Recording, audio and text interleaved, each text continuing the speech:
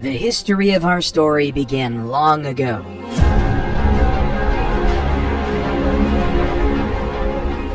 At one point in time, around 3 billion years ago, we were floating around as little tiny atoms in the little petri dish of the world. Fast forward to around 6 million years ago, and we see the emergence of the first hominids, the family of primates that include humans. 1.9 million years ago, Homo erectus was the first species to leave Africa and colonize other parts of the world. They had larger brains than their primate ancestors. Around 400,000 years ago, the first evidence of the Neanderthals. Their bodies were adapted to the cold environments of Europe and Western Asia. Their distinctive facial features were some of the most human-like ever seen.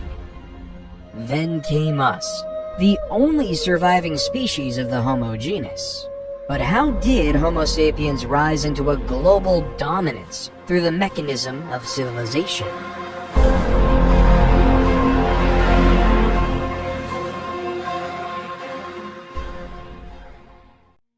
We begin our story in the fertile lands of Mesopotamia in 4000 BCE. Nestled between the great Tigris and Euphrates rivers and the Sumerian city of Uruk. Instead of relying on hunting and gathering like our ancestors of the past, the citizens of Uruk were able to develop a way to harvest cereal grains like wheat and barley. However, turning cereal grains into edible foods took a lot of work. In the beginning, they had to use an invention called a hand mill, which consisted of 2 stones. As the grains were crushed between the 2 stones, the flour was collected in a container and stored for future use. This was the start of something great. This complex, strenuous process was our modern world's first example of agriculture. We no longer depended on hunting animals or picking berries for our food. Rather than using human ingenuity, we can create our own food source. This allowed Uruk to prosper into a place with over 50,000 residents. However, this change did have a change on the human body. The average height of men drastically shrunk from 5'9" to 5'3", and for women they shrunk on average from 5'3" to 5 feet. Instead of being the super athletes we were of the past, we were smaller, less noticeable farmers. People also became landlocked, changing the very essence of what it means to be human. In the early 3000 BCE, according to legend, King Gilgamesh began his rule as a Sumerian king of his region. One of the world's earliest poems, the Epic of Gilgamesh, describes the story of Gilgamesh and his quest for immortality. He meets a wise traveler named Utnapishtim, who tells a story of a great flood sent to destroy the world. Towards the poem's end, Gilgamesh says, "Life, which you look for, you will never find. For when gods created man, they let death be his share, and life withheld in their own hands." However, by the end of 3000 BCE, the Akkadians ousted the Sumerians. Sargon the Great took power and conquered all of Sumeria.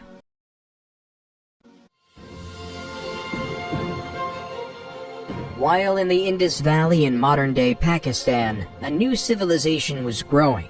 The Indus Valley Civilization, 3300 to 1300 BCE, was most notable for its highly advanced toilet system. The toilets were built with a seat and a chute that led to the underground drainage system. The sewage was then carried away from the homes through a network of covered drains, preventing disease spread. The waste was treated and disposed outside of city limits, helping to keep the cities clean and hygienic.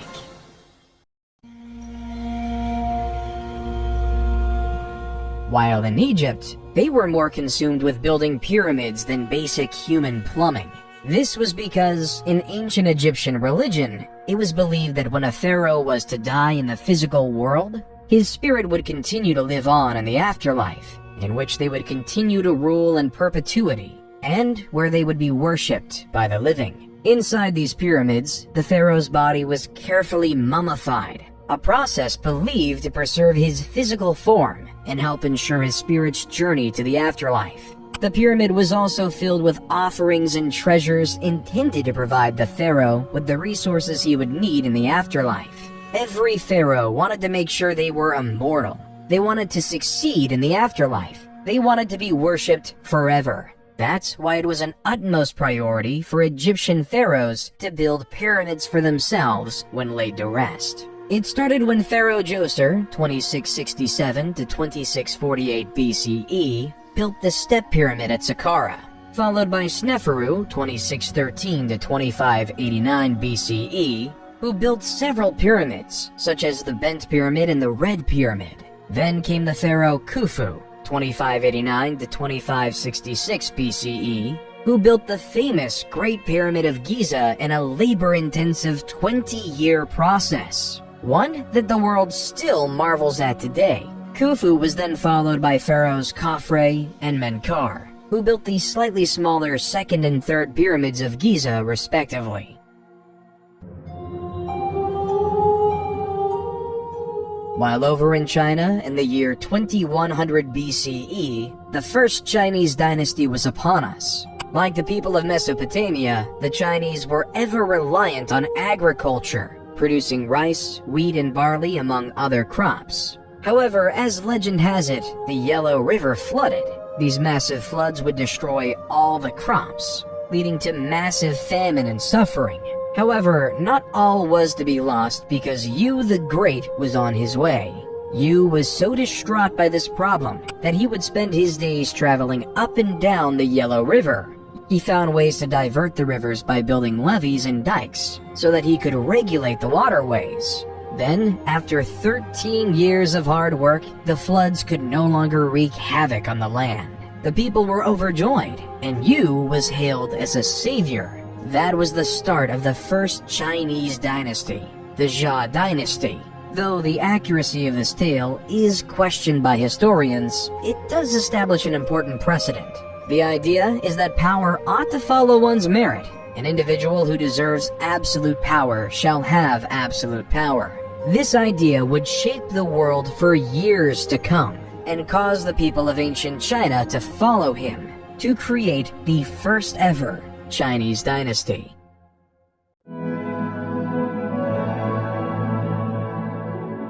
While back over in Mesopotamia, around 1772 BCE, a Babylonian king named King Hammurabi created the basis of the legal system as we know it today. Hammurabi ordered the creation of a 7-foot-tall, 2-foot-wide stone slab. Written on it was a system of 282 laws that each citizen of his kingdom was to follow. Such laws included various laws such as Law 1, if a man brings an accusation against another man, charging him with murder but cannot prove it, the accuser shall be put to death. Law 196, if a man destroys the eye of another man, they shall destroy his eye. Law 197 says, if he breaks another man's bone, they shall break it. Law 199, if he destroys the eye of a man's slave or breaks the bone of a man's slave, he shall pay 1/2 his price. However, what King Hammurabi did was create a society based on laws. He laid out strict laws, placing people into certain castes of life and value. Everyone was worth a different amount based on what class they were in society. There was no illusion of equality in ancient Babylon. Instead, it was pretty clear the value of a noble's bone was worth more than a plebeian's, which in turn was worth more than a slave's. An idea we continue to see throughout history.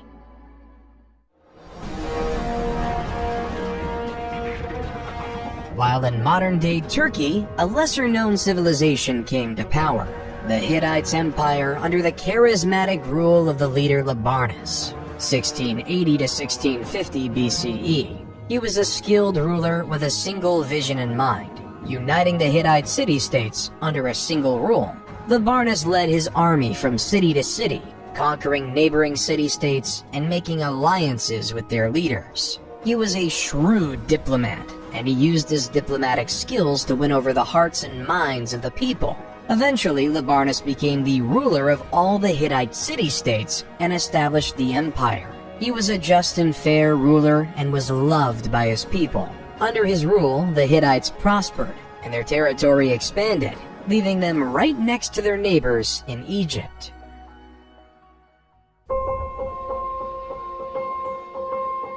while in modern-day Greece, a collection of city-states emerged on the European continent. Mycenaean Greece, 1600 BCE to 1100 BCE, was dominated by an elite warrior society and consisted of a network of palace-centered states that developed rigid hierarchical, political, social, and economic systems. At the head of this society was the king. However, unlike a unified civilization, each city was on its own. A city-state is a city that, with its surrounding territory, forms an independent state. The development of city-states such as Troy, Mycenae, and Pylos start to grow. The first remnants of the Greek written language, known as Linear B, also started to emerge. The first record of any Indo-European Greek record we have today.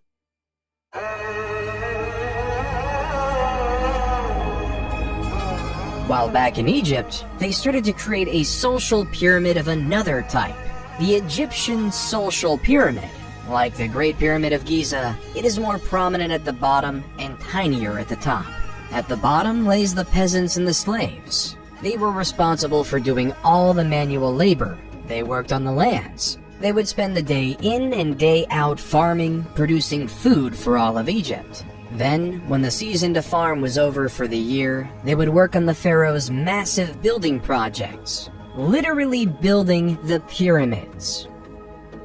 Slightly above the slaves came the artisans. They were the stonemasons, the plasters, and the sculptors who created the exuberant art the wealthy desired, and for Egypt is most known for today. Then came the merchants, who spent their days navigating the Nile, trading gold, papyrus, and linen to anyone who could afford it. They were well respected and able to make a healthy profit by selling. Then came the scribes. These masters of the world would go to specialized scribe schools just to master the language of ancient Egyptian hieroglyphics. In practical use, these scribes took account of the stores of food, various tax documents, and even the daily lives of the pharaoh. After the scribes came the soldiers. The soldiers were tasked with protecting the Egyptian empire. They dedicated their lives to defend or make preemptive strikes against their enemy.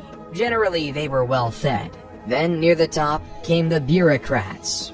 These high-ranking government officials did essential tasks at the top of society, like the viziers, who ran the logistical tasks necessary to run a civilization. The priests oversaw taking care of the temples to ensure the gods were well cared for. The nobles oversaw specific regions of the empire and kept order in said regions. At the top, the purpose of everyone below was the pharaoh, the king and the mediator between the gods and the world of men. The pharaohs will be known to be supreme, and all must succumb to it. When the pharaoh dies, he will be buried in a pyramid in which he will help eternally rule over the Egyptian empire. Egyptian society was created to serve the pharaoh. Taxes were taken from the farmers for the pharaoh, and artisans made unique crafts for it. The merchants ensured the pharaoh was well supplied with the needed goods. The scribes would follow the pharaoh and record his thoughts. The soldiers made sure his empire was protected. The bureaucrats did the jobs the pharaoh couldn't do, while the pharaoh sat at the top and communicated with the gods. Pharaoh Ramses II, 1279 to 1213 BCE, accomplished many extraordinary things by living in this social system. He orchestrated the construction of the Temple of Abu Simbel, the Ramesseum, and the Temple of Karnak. He was also able to grow the Egyptian empire and reconquer lands lost by other pharaohs, except for the land claimed by the Hittite Empire.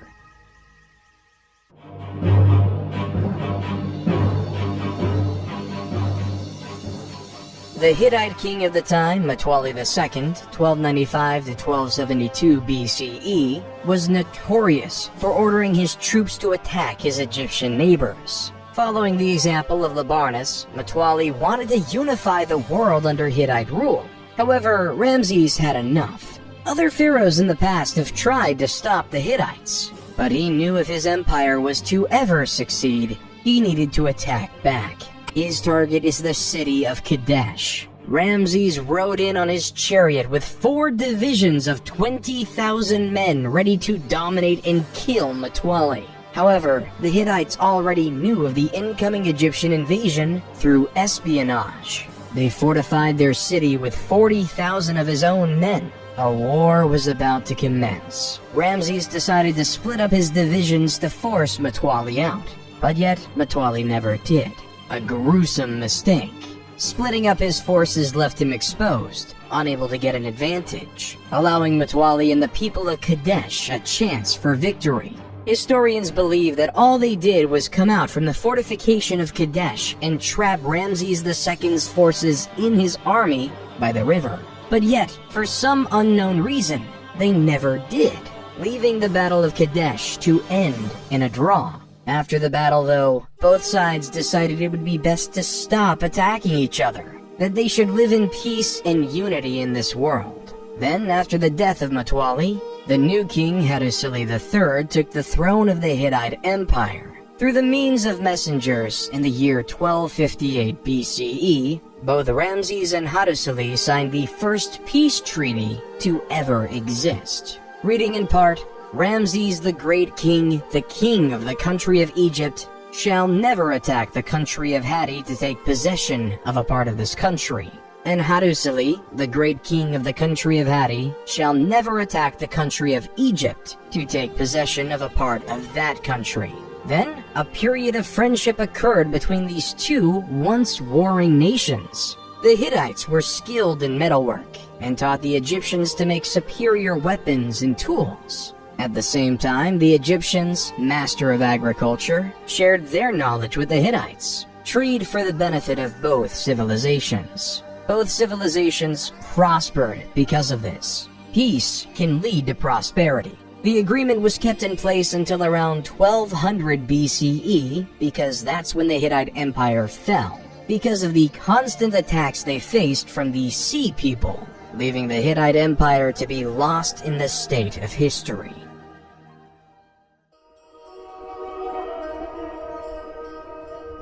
While on a continent far away, the first civilization in the Americas was taking foot in modern-day Mexico. The Olmec civilization, 1200 BCE to 400 BCE, is often considered the mother civilization of Native American civilizations. However, sadly though, not much is known about them, mainly due to their writing in a hieroglyph historians still can't decipher. One of the few remains we have are these 17 colossal stone heads. In Mesoamerican culture, there is this belief that the head alone could contain an individual's emotion, experience, and soul. We may not know their leaders' names like of other civilizations, like Ramses and Hammurabi. When looking through the eyes of a stone head, we can still feel their presence. And in some ways, they remain immortal, enshrined in history, for one day we may learn who they are.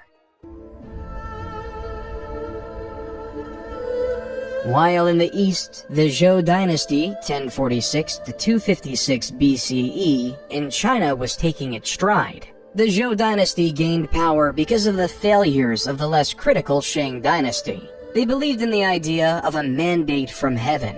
This resulted in 4 principles in the Chinese dynastical structure that would be repeated repeatedly. 1. Heaven grants the emperor the right to rule. 2. Since there is only one heaven, there can only be one emperor at any given time. 3. The emperor's virtue determines his right to rule. And 4. No one dynasty has a permanent right to rule. A ruler in dynasty could lose the mandate from heaven, and the heavens weren't always on the side of the rulers. Over time, it will fade into another dynasty. The heavens would send signs of droughts, famines, floods, and earthquakes across the land, signaling they'd lost the blessing from above. This is how the Shang dynasty fell, and the Zhou dynasty grew to prominence. The Zhou dynasty brought another style of government and the creation of feudalism. The system was straightforward, leading to another social pyramid. At the bottom lay the peasants, who were tied to the land and whose job was to produce crops for the empire. Then came the soldiers, whose job was to protect the lands from foreign invaders. Then the lords, who owned the land and taxed the peasants a portion of their crops, who in turn, the lord gave some of their crops to the king.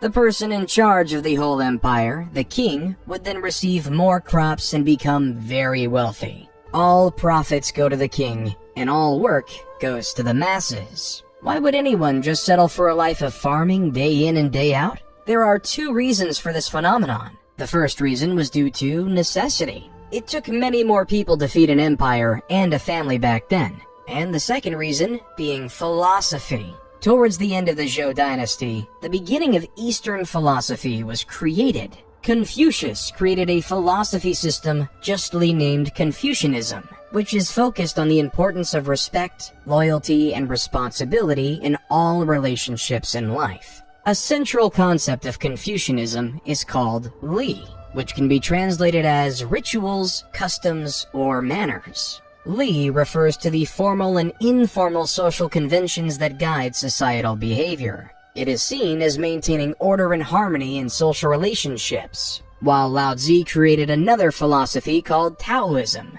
The word Tao means the way or the path, and Taoism teaches that individuals should seek to align themselves with the natural flow of the universe, rather than fighting against it. Live your life as peacefully with yourself as possible. And don't worry about external things outside your control. Just focus on your farming. One of the most famous contemporaries from Taoism is the idea of yin and yang, representing complementary and interdependent forces in nature, such as light and dark, hot and cold, or masculine and feminine. Taoism teaches that by balancing these opposing forces, individuals can achieve harmony and fulfillment. Confucianism and Taoism made life bearable for ancient Chinese farmers. But as time progressed, the city-states that occupied ancient Greece grew. Around 800 BCE, the Greek city started to realize that the land they occupied was practically infertile. So to produce an essential staple of grain, they had to import it. Hence why the Greek states had to colonize the world around them. The city-state Miletus, at its height, had over 90 colonies throughout Europe, producing food for the Greeks. At its height, the Greek had set up colonies from modern-day Marseille in France to Rostov-on-Don in Russia. One of these new emerging city-states was Rome. As legend has it, Romulus and Remus were twin brothers abandoned by their parents and placed into the river Tibet. As the basket floated across the river, a female wolf discovered the two orphans and nursed them back to health. When Romulus and Remus became adults, they decided to find a city where the wolf rescued them. However, this created turmoil as both brothers wanted the site to be named after themselves. As Romulus and Remus fought relentlessly, eventually Romulus came up with the final blow and killed Remus, creating Rome in 753 BC. While the Greek city-states might have been colonizing, Cyrus the Great was about to take over an empire. At the time, the Persians were subjugated to the rule of the Medes Empire. According to legend, after his grandson Cyrus was born, King Astyages of Medes had a vivid dream that his little grandson would one day stage a revolt against him. King Astyages knew what to do and ordered his chief advisor to kill the baby. But the chief advisor gave the baby off to a shepherd to be raised instead. However, troubles weren't over for Cyrus. When he was 10, King Astyages found Cyrus. King Astyages wanted to kill him because the dream was very clear. This man will revolt against you. Yet, against his better senses, Cyrus was allowed to live. King Astyages' biggest mistake. When Cyrus was a man, he gathered his army and revolted against his maternal grandfather. The two, but as prophecy had it, Astyages surrendered in 550 BCE. However, Cyrus wasn't done conquering. He conquered Babylon and became the supreme ruler of Mesopotamia, and even the Indus Valley civilization. The world was in Cyrus's hand. Cyrus then took over the Greek colony of Ionia in Asia Minor, leading a great Persian empire. And then he died, leaving it all in the air for the next great Persian king, Darius the Great. While back in Greece, various city-states started to gain power, but two were at the forefront: Sparta and Athens. Sparta was a military powerhouse. The famous Spartans believed everything should focus on physical strength and war. When a new young Spartan was born, it would be slaughtered if it didn't look healthy. Boys were taken from their families at a young age and were trained to become soldiers. The brutal training included physical conditioning, weapons training, and harsh living conditions. The entire life of a Spartan was to win a war. Their society reflects it with three main groups. The ruling class consisted of aristocrats who held political power, the free non-citizens who were not allowed to participate in government but were still expected to serve in the military, and the helots, a group of enslaved people that provided labor for the Spartan state. Life in Sparta was harsh, brutal, and militaristic. While their neighbors up north were experimenting with this idea of democracy, Athenian democracy was a highly complicated mess. There were two branches, the Council of 500 and the Assembly. The Council of 500 was selected randomly by a process known as sortition. Athens itself was made up of 10 different tribes. Each tribe was responsible for providing 50 citizens to serve for 1 year in the Council of 500 via random selection. Each eligible citizen would be given a personalized token. Those tokens were inserted into a particular machine called a clariturion. This long-lost technology included tubes and balls, which somehow selected 50 residents of each tribe to join the illustrious Council of 500. While in the Assembly, there was a system in place that said that every single citizen had a vote. Of course, to be a citizen, you had to be a male and not a slave, and either born in Athens or to Athenian parents. The Council of 500 would create the agenda for the main assembly to vote on because over 30,000 people could have a vote at any given time. It was total chaos. So to quell this, the council would nominate 9 presidents the morning of the meeting, and it was their job to ensure all the rules and procedures were being followed. Since they were appointed right before the assembly met, they were almost impossible to bribe. Somehow, the assembly would loudly vote on whether a bill would pass. They would vote on matters like appointing generals, various laws, and other government bureaucracy. However, not everyone liked this Athenian democracy. The famous Greek philosopher Plato thought the idea was barbaric. In Book 6 of his seminal book, The Republic, Plato writes, "The true navigator must study the seasons of the year, the sky, the stars, the winds, and all the other subjects appropriate to his profession if he is really fit to control the ship. Think that it's quite impossible to acquire the professional skill needed for such control, and that there's no such thing as the art of navigation." How much could a randomly selected member of the Council of 500 really know? How much could he fully contribute to society? Should we allow a random member of society to have any power? Instead, Plato would advocate for the idea of a philosopher king, a man who studies wisdom, logic, and reasoning, a man who dedicates his life to understanding how to be just, a man who will become the navigator of wisdom. Plato would rather say, the society we have described can never grow into a reality or see the light of day, and there will be no end to the troubles of the states, or indeed, my dear Glaucon, of humanity itself, till philosophers become rulers in this world, or till those we now call kings and rulers really and truly become philosophers. And political power and philosophy thus come into the same hands. There's just one issue with Plato's quote. Every leader thinks they're a philosopher king. Everyone thinks their thoughts are the best. Everyone thinks their ideas are the wisest. From Yu the Great in China, to Labarnus of the Hittite Empire, to Siddhartha Gautama of the Kingdom of Magadha in India.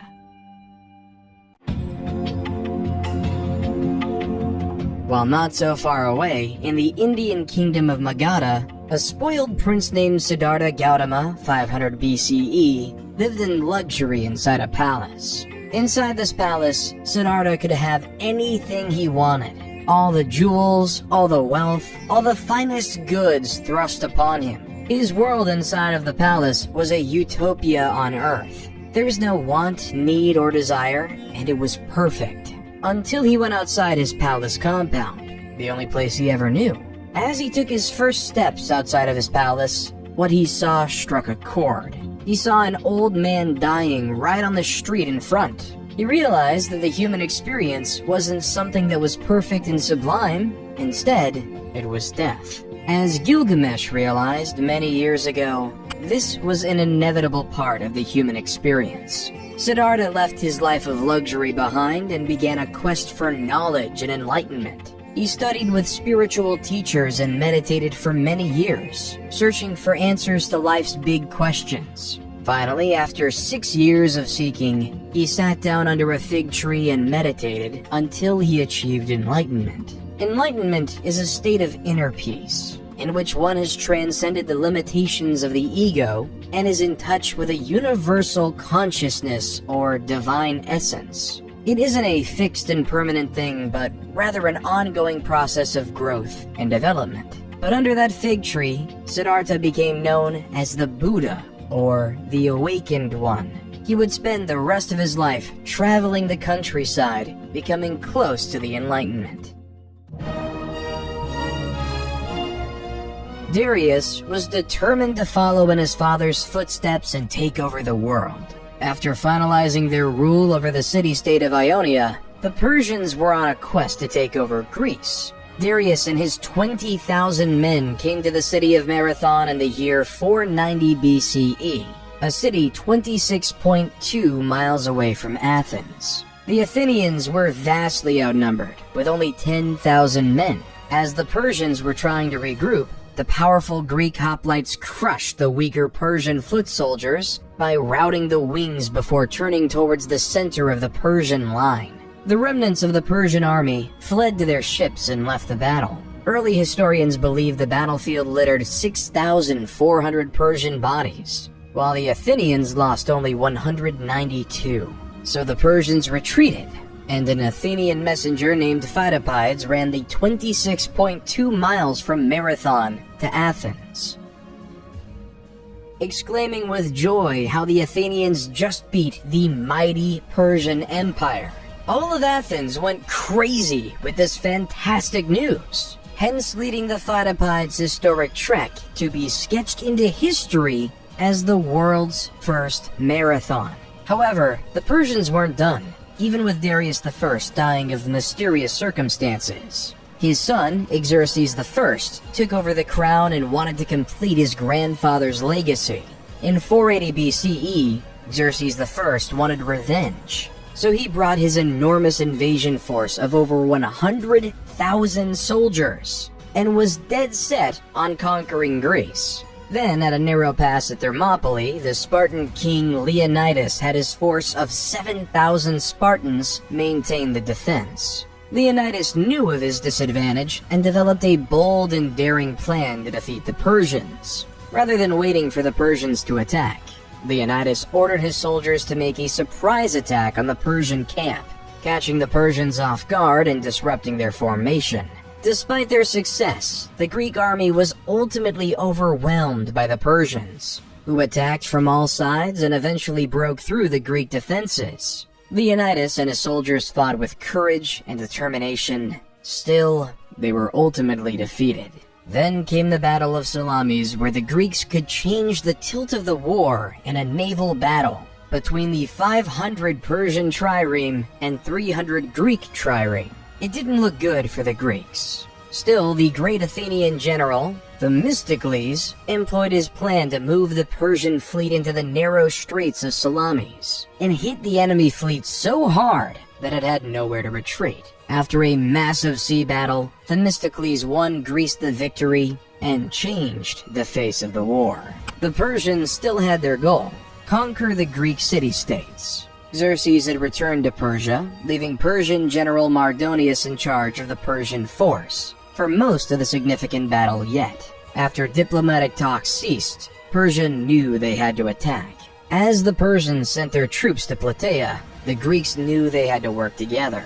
With 30 various Greek city-states working together, they were able to field a massive 110,000 hoplite army with the primary purpose of defeating Persia.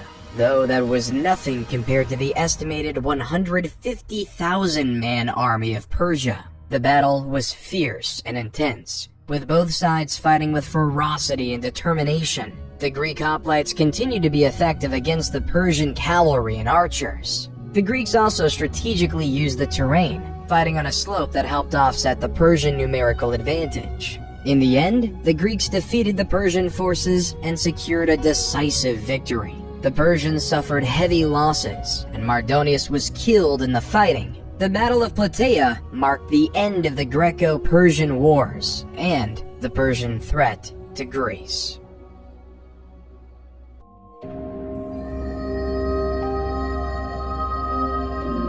After the Persian War, life in ancient Greece was spectacular. A golden age of culture was upon us. With no longer having to face the threat of war, Athens was able to create architectural wonders, such as the Parthenon. The Parthenon sits upon the Athenian Acropolis, a prominent hill overlooking the city of Athens, to show its wealth and culture. No matter where you'll go in Athens, you can still see the Great Parthenon, even today. Then came the theater.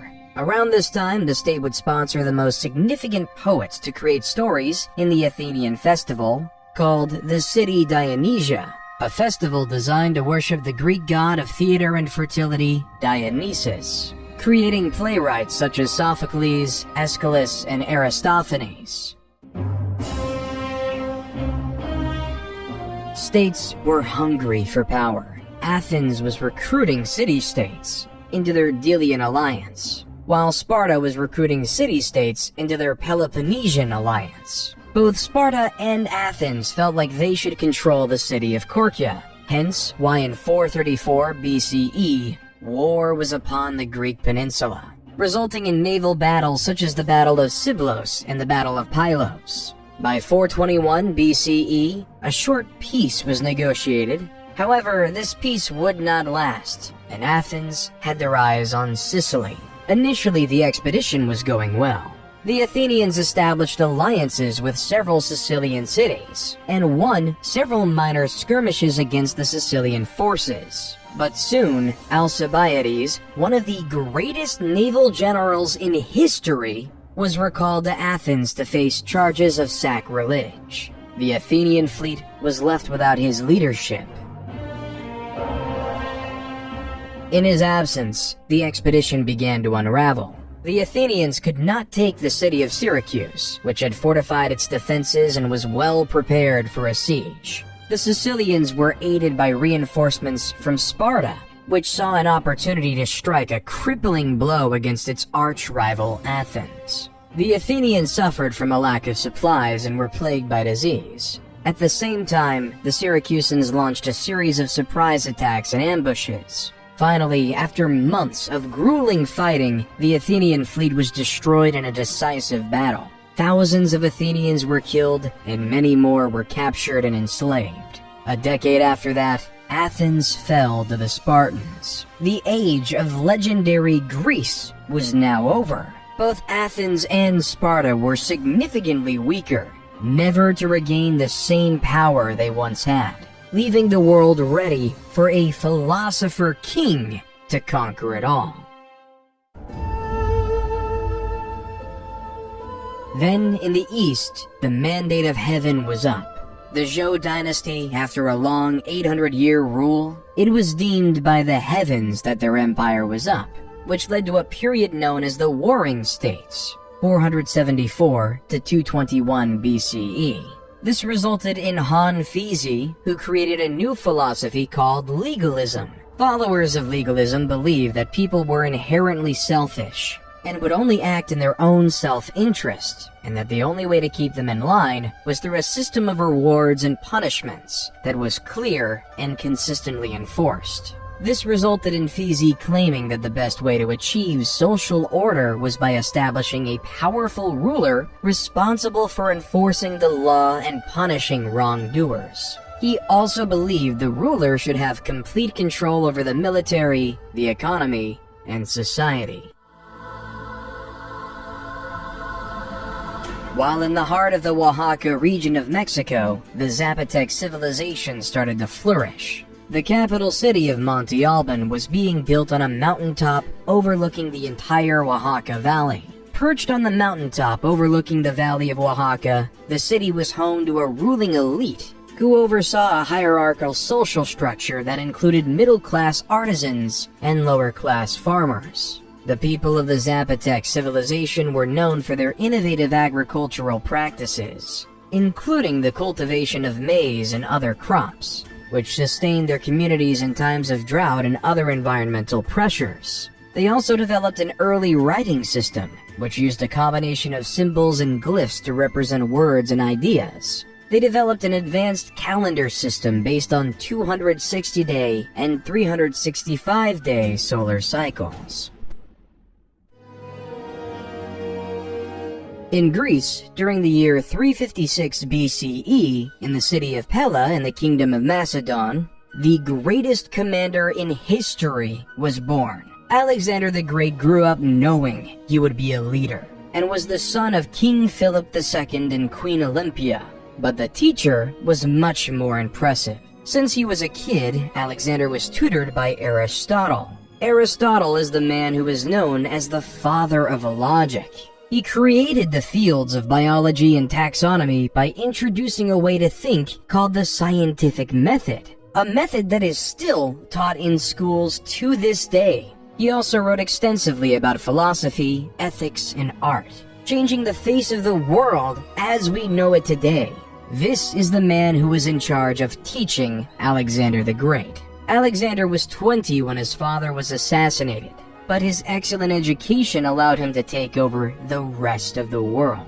After his father died in 336 BCE, Alexander was hell-bent on keeping his family's power. So when the Greek city of Thebes decided to revolt, Alexander and his army marched 240 miles in 14 days. When Thebes refused to surrender, he razed the entire city to the ground, and 6,000 were killed, and the rest were sold into slavery.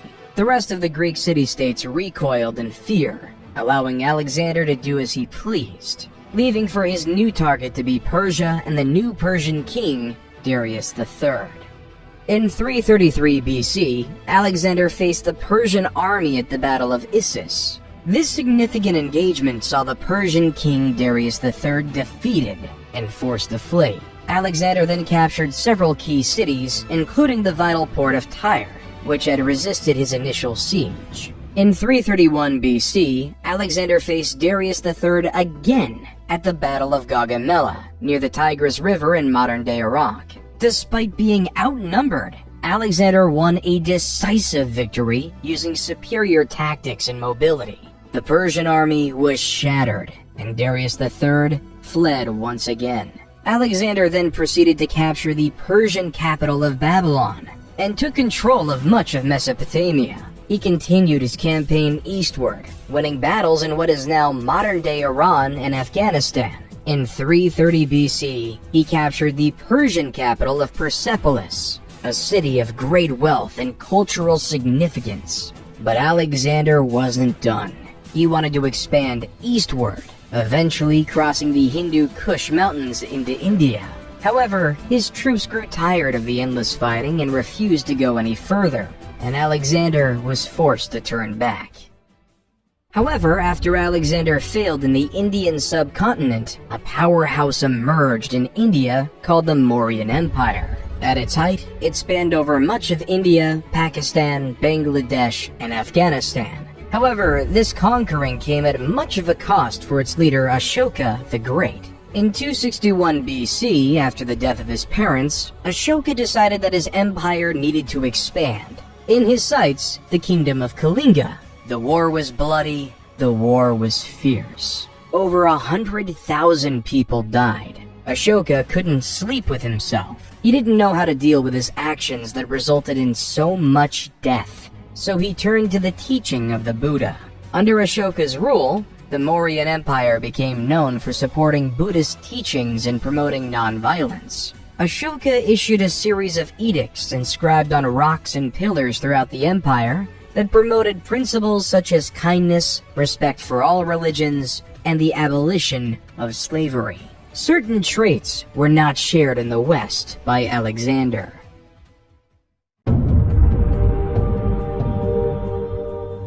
In the West, it was deemed honorable to die in combat, and a hero's death would be remembered forever. A farmer will die in anonymity. Alexander died a few years later in Babylon at the age of 32. Throughout his expedition, Alexander was spreading Greek ideas founded by his once wise teacher, bringing the rise of Greek ideals across the land, starting the seeds of the Western cultures we see today. Once Alexander died, his empire just could not sustain itself. His generals feuded as to who should be the leader of this great empire. Everyone wanted power, yet in fighting, left to waste in oblivion. Eventually, in 323 BC, after senseless wars, the Greek generals divided the world into three major empires: the Ptolemies in Egypt, the Seleucids in the east, and the Antigonids in Greece. Ptolemies, one of Alexander's generals, led Egypt into a period of prosperity. Inspiration by his former leader, Ptolemies built the Library of Alexandria, a hub for an intellectual scholarship. Intellectuals from all over will come to the library to exchange ideas and thoughts throughout the world, leaving us to have great philosophers like Plato and Aristotle to be the backbone of our culture.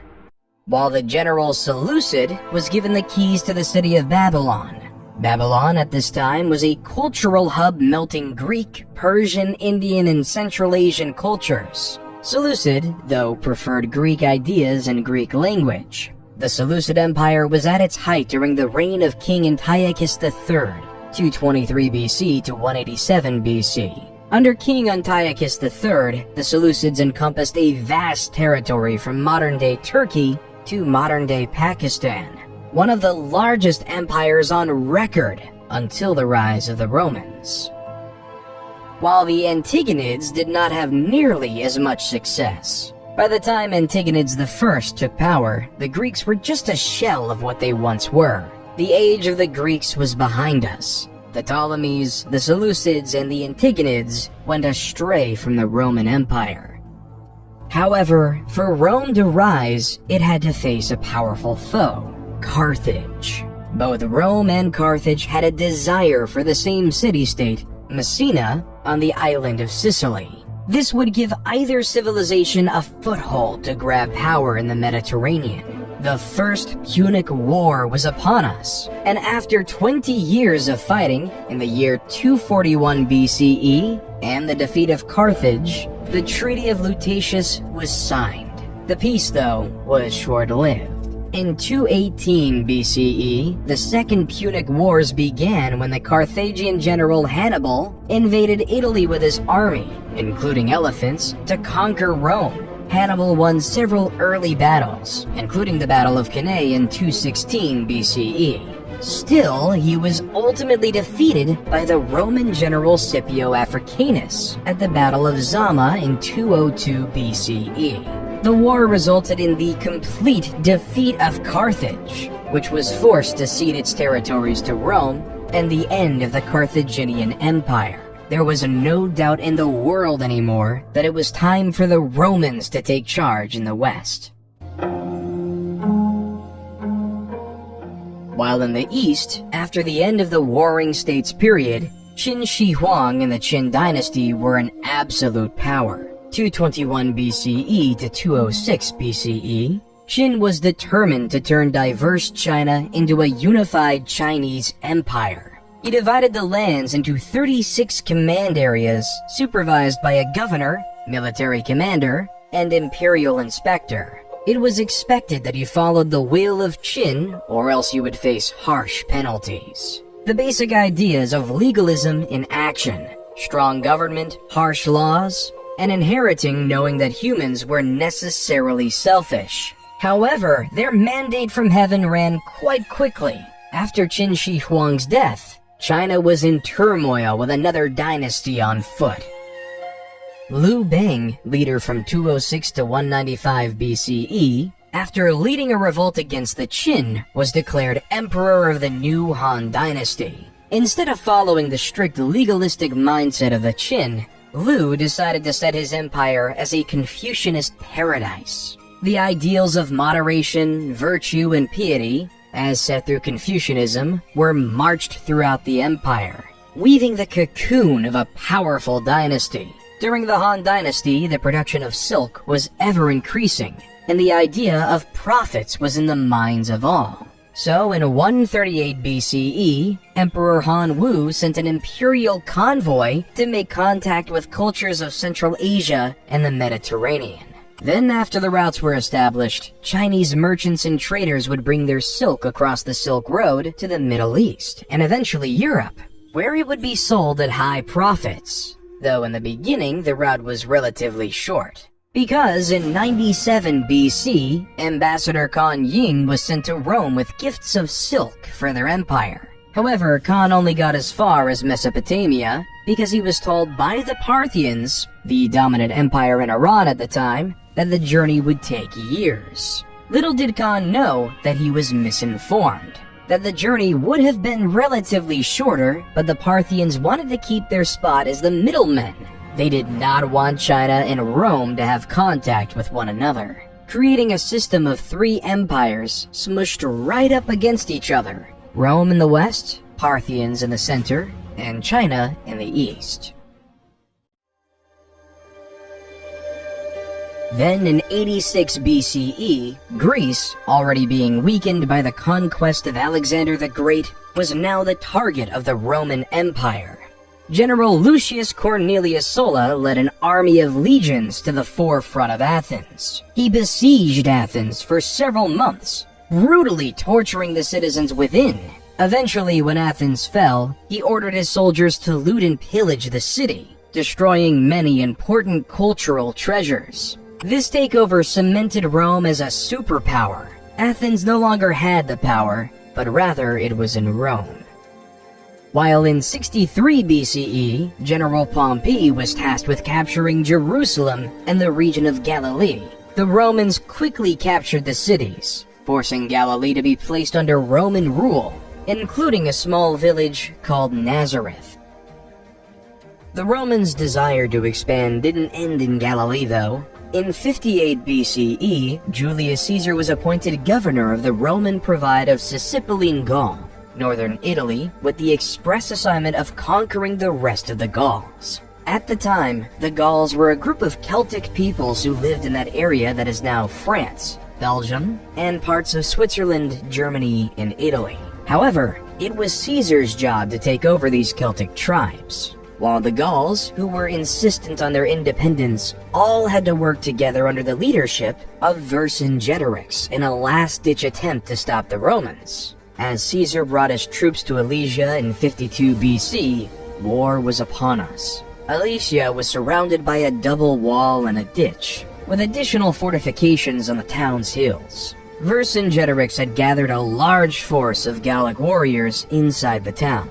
In contrast, Caesar had assembled a sizable Roman army outside the walls. Caesar realized that a direct assault on the town would be complex, so he surrounded the Gallic forces and starved them into submission. He ordered the construction of a series of fortifications around Alesia, including a circumvallation wall that encircled the town, and a second wall and ditch that faced outward to defend against any attempts to break out. Over several weeks, Caesar's forces engaged in a grueling siege of Alesia, with both sides suffering heavy losses. The Gallic warriors inside the town made several attempts to break out, but they were repelled by the Roman forces. The tide of the battle turned in favor of the Romans when a second Gallic army, led by Vercingetorix's ally Commius, attempted to relieve the siege. Caesar sent a detachment of his forces to intercept the Gallic reinforcements. After a fierce battle, the Roman soldiers emerged victorious. With his forces surrounded and facing starvation, Vercingetorix was forced to surrender. He emerged from Alesia and offered himself as a prisoner to Caesar, effectively ending the Gallic resistance to Roman rule. Throughout the next 2 years, Caesar crossed the Gallic Empire, conquering and implementing it into Rome. The Gauls were implemented into Rome, even gaining citizenship within the empire. However, the Senate was not happy with Caesar. Even though he had great success against the Gauls, the Roman Senate wanted him to stop. They did not like the popularity Caesar was gaining, nor the power he was controlling. So the Roman Senate called upon Caesar to resign his command and disband his army, or risk being declared an enemy of the state. This led Caesar to an essential choice to make. Will he either follow the will of the Roman Senate, or ignore them and start a bloody civil war? Roman law at the time prohibited any general from crossing the Rubicon River and entering mainland Italy with a standing army without the expressed permission of the Roman Senate. To do so would be treason, and this tiny stream would reveal Caesar's intentions and mark the point of no return. Civil war was imminent as Caesar and his army marched over the Rubicon.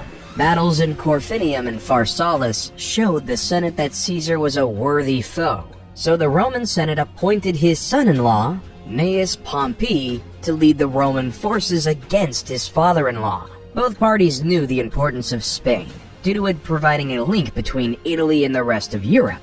The two armies clashed near the town of Leda in northeastern Spain. Caesar's army was significantly outnumbered, but he could use his superior military tactics and training to gain the upper hand in the battle. After several days of intense fighting, Caesar emerged victorious, forcing Pompey's forces to retreat, declaring Caesar as the new leader of Rome. When Caesar made it back to Rome, the crowds were chanting, "Hail Caesar! Hail Caesar!" The people then decided that he would be the dictator of Rome for life. Caesar immediately set to work, implementing a series of reforms and policies aimed at improving ordinary Romans' lives and strengthening the central government's power. He ordered the construction of new infrastructure, such as roads, bridges, and aqueducts, which helped to connect different parts of the city and improve trade and commerce. Caesar also enacted a series of political and social reforms, including granting citizenship to many people living in the Roman Empire and creating new laws and customs that were based on Roman practices. He encouraged the spread of the Latin language and culture throughout the city and established the Julian calendar, which is the basis of the calendar we use today. However, Caesar's reign was short-lived, because 2 years later, in 44 BC, he was stabbed to death by two loyal senators, Cassius and Brutus. The assassination of Caesar led the Roman world into disarray. The world was filled with factions, vying for government control without a strong leader. Octavian, Caesar's son, who was 18 then, came to Rome to claim his inheritance and assert his place in the political landscape. He quickly aligned himself with Caesar's loyal lieutenant, Mark Antony. Together, they defeated Caesar's assassins at the Battle of Philippi in 42 BCE. However, tensions soon arose between Octavian and Antony as both men vied for control of the Roman Empire. In 31 BCE, their forces clashed in the naval battle of Actium, which resulted in Octavian emerging as the clear victor. Antony fled to Egypt with his lover, Cleopatra, and the two committed suicide the following year. With Antony's defeat, Octavian emerged as the undisputed ruler of Rome. In 27 BCE, he was appointed Augustus and became the first Roman emperor.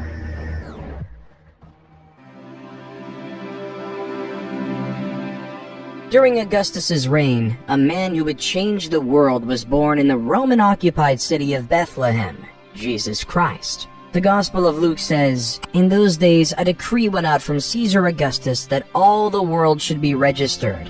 This was the first registration when Quirinius was governor of Syria, and all went to be registered, each to his own town." Luke 2:1-3. This census was an essential factor in Roman society because it established the population counts in these various communities, making it possible to tax these various citizens. So the highly pregnant Mary and her betrothed husband Joseph had to travel 90 miles on foot from Nazareth to Bethlehem to complete this legally required Roman census. When they arrived in Bethlehem, many other descendants of the King of David, or members of the Jewish faith, were also going to Bethlehem for the census. They found out that there was no room for them in the inn, so they were forced to take shelter in a stable where Mary gave birth to Jesus. Jesus was later named King of the Jews. After Jesus' birthday and the completion of the census, Mary and Joseph returned to Nazareth with their extraordinary son. As the years of Jesus went on, stories about him grew. More and more followers began to worship Jesus as their Messiah. They claim that he can catch an endless amount of fish. They claim that he can cure the blind. And they claim that he was the Son of God. So these followers, specifically his disciples, started to write down his entire life journey. 4 of his closest disciples, Matthew, Mark, Luke, and John, wrote down the main chunks of the book in these parts called Gospels. Each of these Gospels covered almost all of the same events, the narrative life of Jesus Christ. This narrative testimony of a child born in a stable changed the world forever. Even though many loved Jesus, some viewed him as a threat. Emperor Tiberius succeeded Augustus and reigned from 14 AD to 37 AD.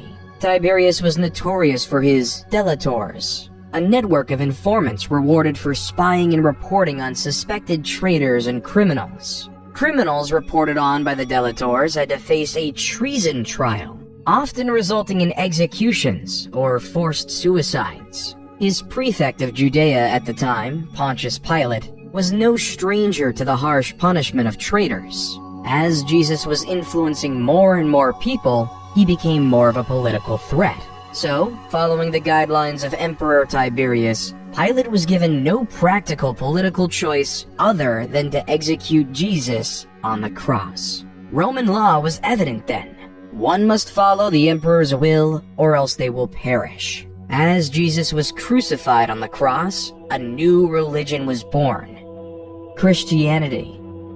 In the beginning, Christianity was just a small sect of Judaism. Nevertheless, its growth would be unparalleled. Paul of Taurus would take the word of his chosen Lord across the known world. From Greece to Turkey to Syria, the word of Jesus Christ spread. His missionary tales are now documented in the New Testament as the Book of Acts. The more Paul went to different places, the more followers he gained.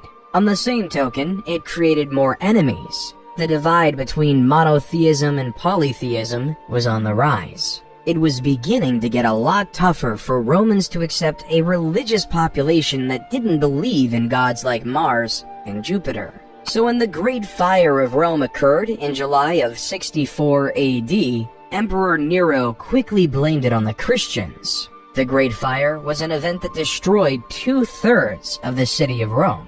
So, in order to pay for these massive repairs, Nero instituted heavy tributes across the empire. To meet at least a proportion of the costs, Nero also started to print more Roman currency, creating an inflationary effect for the first time in the empire's history. However, the individuals who lived under Roman rule, which wasn't in Rome proper, were upset by this new policy. So, in the holy city of Jerusalem in 66 AD, a revolt was on. At first, the first Jewish revolt succeeded, and the Jewish forces quickly expelled the unprepared Roman army. Then, the rebels gained some traction in the neighboring villages in Galilee. In response, the Roman Emperor Nero sent the General Vespasian to meet the Jewish forces, an endeavor that pushed most rebels into Jerusalem proper by the time Vespasian was proclaimed emperor in 69 CE. Then, around Passover in 70 AD, Vespasian and his forces sieged the city, depleting it of food and water within the walls of Jerusalem. The Jews started to quarrel within, leaving them more vulnerable to attack. By August, the Romans breached the defenses, killed much of the population, and destroyed many of their holy sites. With the Jews decimated, the strength of polytheism lived long. Then, in 98 to 117 AD, under Emperor Trajan, the Roman Empire was able to expand its greatest territorial extent, spanning all the way from modern-day Britain to the Persian Gulf. Roman rule was everywhere.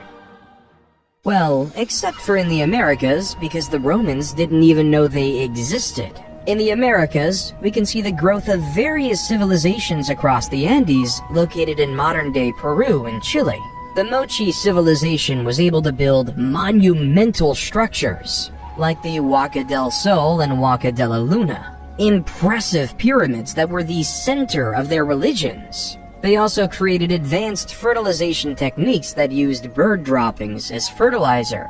Their highly centralized government made everyone know their place in society. While a little bit more south, the Nazca civilization is one enthralled in mystery. The people of Nazca created a series of large-scale geoglyphs consisting of hundreds of individual figures, including geometric shapes, animals, and human-like figures, by removing the dark reddish-brown iron oxide-coated pebbles covering the surface of the Nazca Desert. These lines are now called Nazca lines, the purpose of which is still unknown to this day and subject to conspiracy theory today. Around 100 AD, the Zapotecs started establishing Monte Alban, their capital. It was one of the first examples of urban planning in the Americas. The city was laid out in a grid pattern, with main roads and smaller side streets leading to plazas and public buildings. The city was also divided into different districts, each with specialized functions, such as residential, administrative, and religious, leaving it to be in use for 1,000 years after that.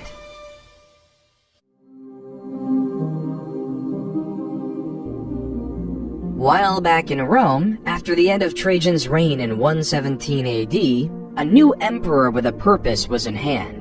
Hadrian was a man tasked with a near impossible, keeping the massive Roman Empire under one rule. He first had to deal with a crisis with the newly colonized Roman Britain. Like their predecessors in Judea, the Roman Brits did not like being Roman, so they started to cause unrest, and in the eyes of Hadrian, a real threat of revolution was on his mind. So Hadrian had ordered a massive wall, aptly named Hadrian's Wall, which spanned almost coast to coast, keeping it sunk in the conquered people's minds that the Romans were here, staving off revolution in one region. However, in Galilee, things weren't as peaceful. Simon Bar Kokhba led a rebellion of the Jewish people to free themselves from Roman rule.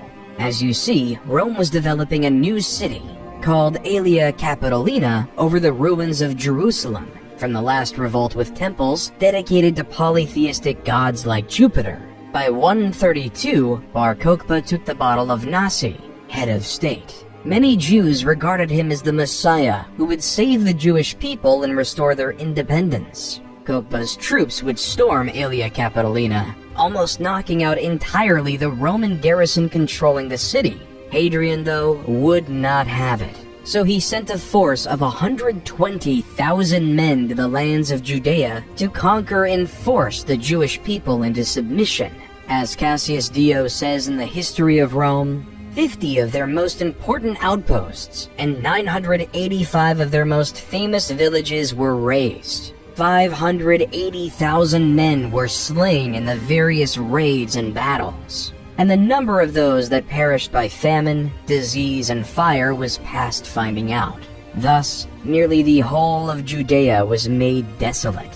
History of Rome 69.14, 1-2. Rome made it clear that it was not to be taken lightly. While in China, the message was quite different. The ideas of Buddhism were spreading, along with the Chinese philosophies of Confucianism and Taoism, and built a dynasty. These three philosophies worked together to make the Han Dynasty stronger and more united in many ways. While the past.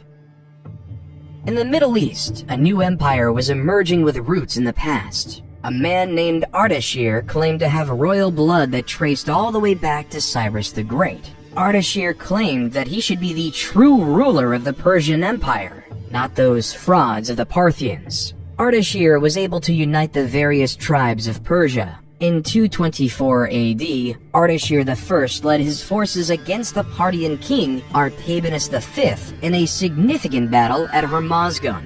The Sasanian forces, known for their cavalry, defeated the Parthians and captured Artabanus V. With this victory, Ardashir I declared himself king and established the Sasanian Empire. Ardashir I quickly established a centralized government and built a new capital at Ctesiphon on the Tigris River. He re-established the Zoroastrian religion, which had been suppressed by the Parthians, as the empire's official religion. He also built a powerful military machine with skilled cavalry and archers. He began to expand his territory by conquering neighboring regions. As the Parthians were on their way out, so were the Han. The Han dynasty's downfall was marked by political instability, economic problems, external threats, internal rebellions, and power struggles. The weakening of central authority allowed regional warlords to seize power, and the government's attempts to address economic issues were unsuccessful. External threats and rebellions weakened the dynasty even further. A warlord named Cao Pi declared himself emperor and established the Wei dynasty, officially ending the Han dynasty.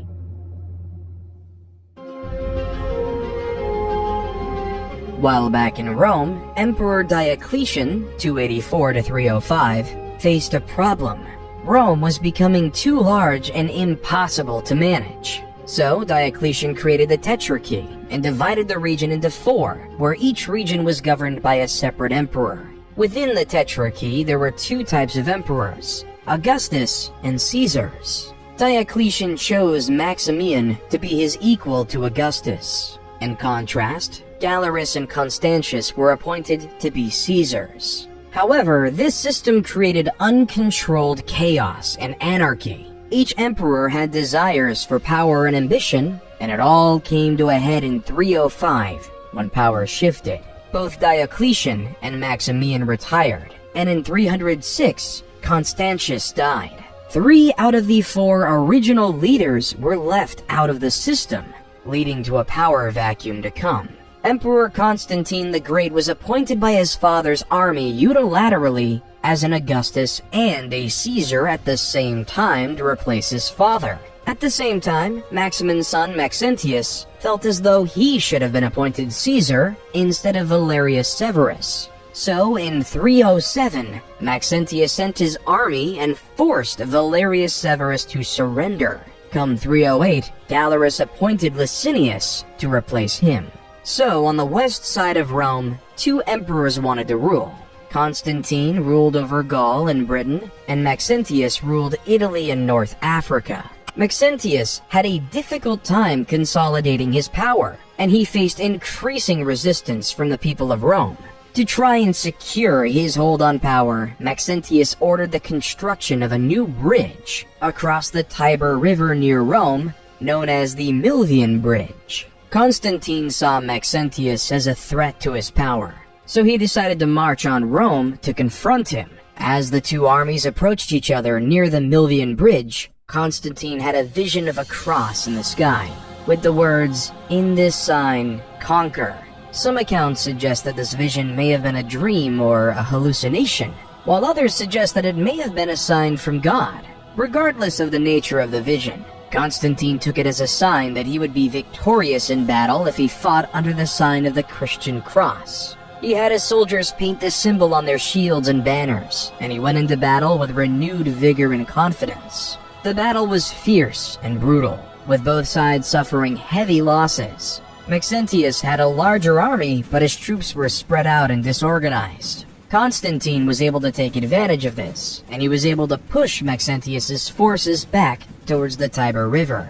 In the chaos of the retreat, Maxentius was forced off the Milvian Bridge and into the water, where he drowned. Shortly after his victory, Constantine met Licinius at Mediolanum, modern Milan, to confirm several political and dynastic arrangements to produce the Edict of Milan.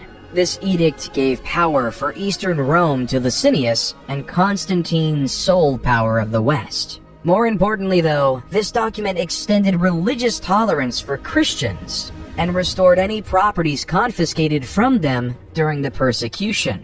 However, the peaceful coexistence of both rulers was short-lived. Though the edict allowed for the safety of Christians, Licinius was still very much a paganist. Their differences started to grow. All came near the city of Chrysopolis in 324 AD, where both armies went and fought. Constantine's military might was on display.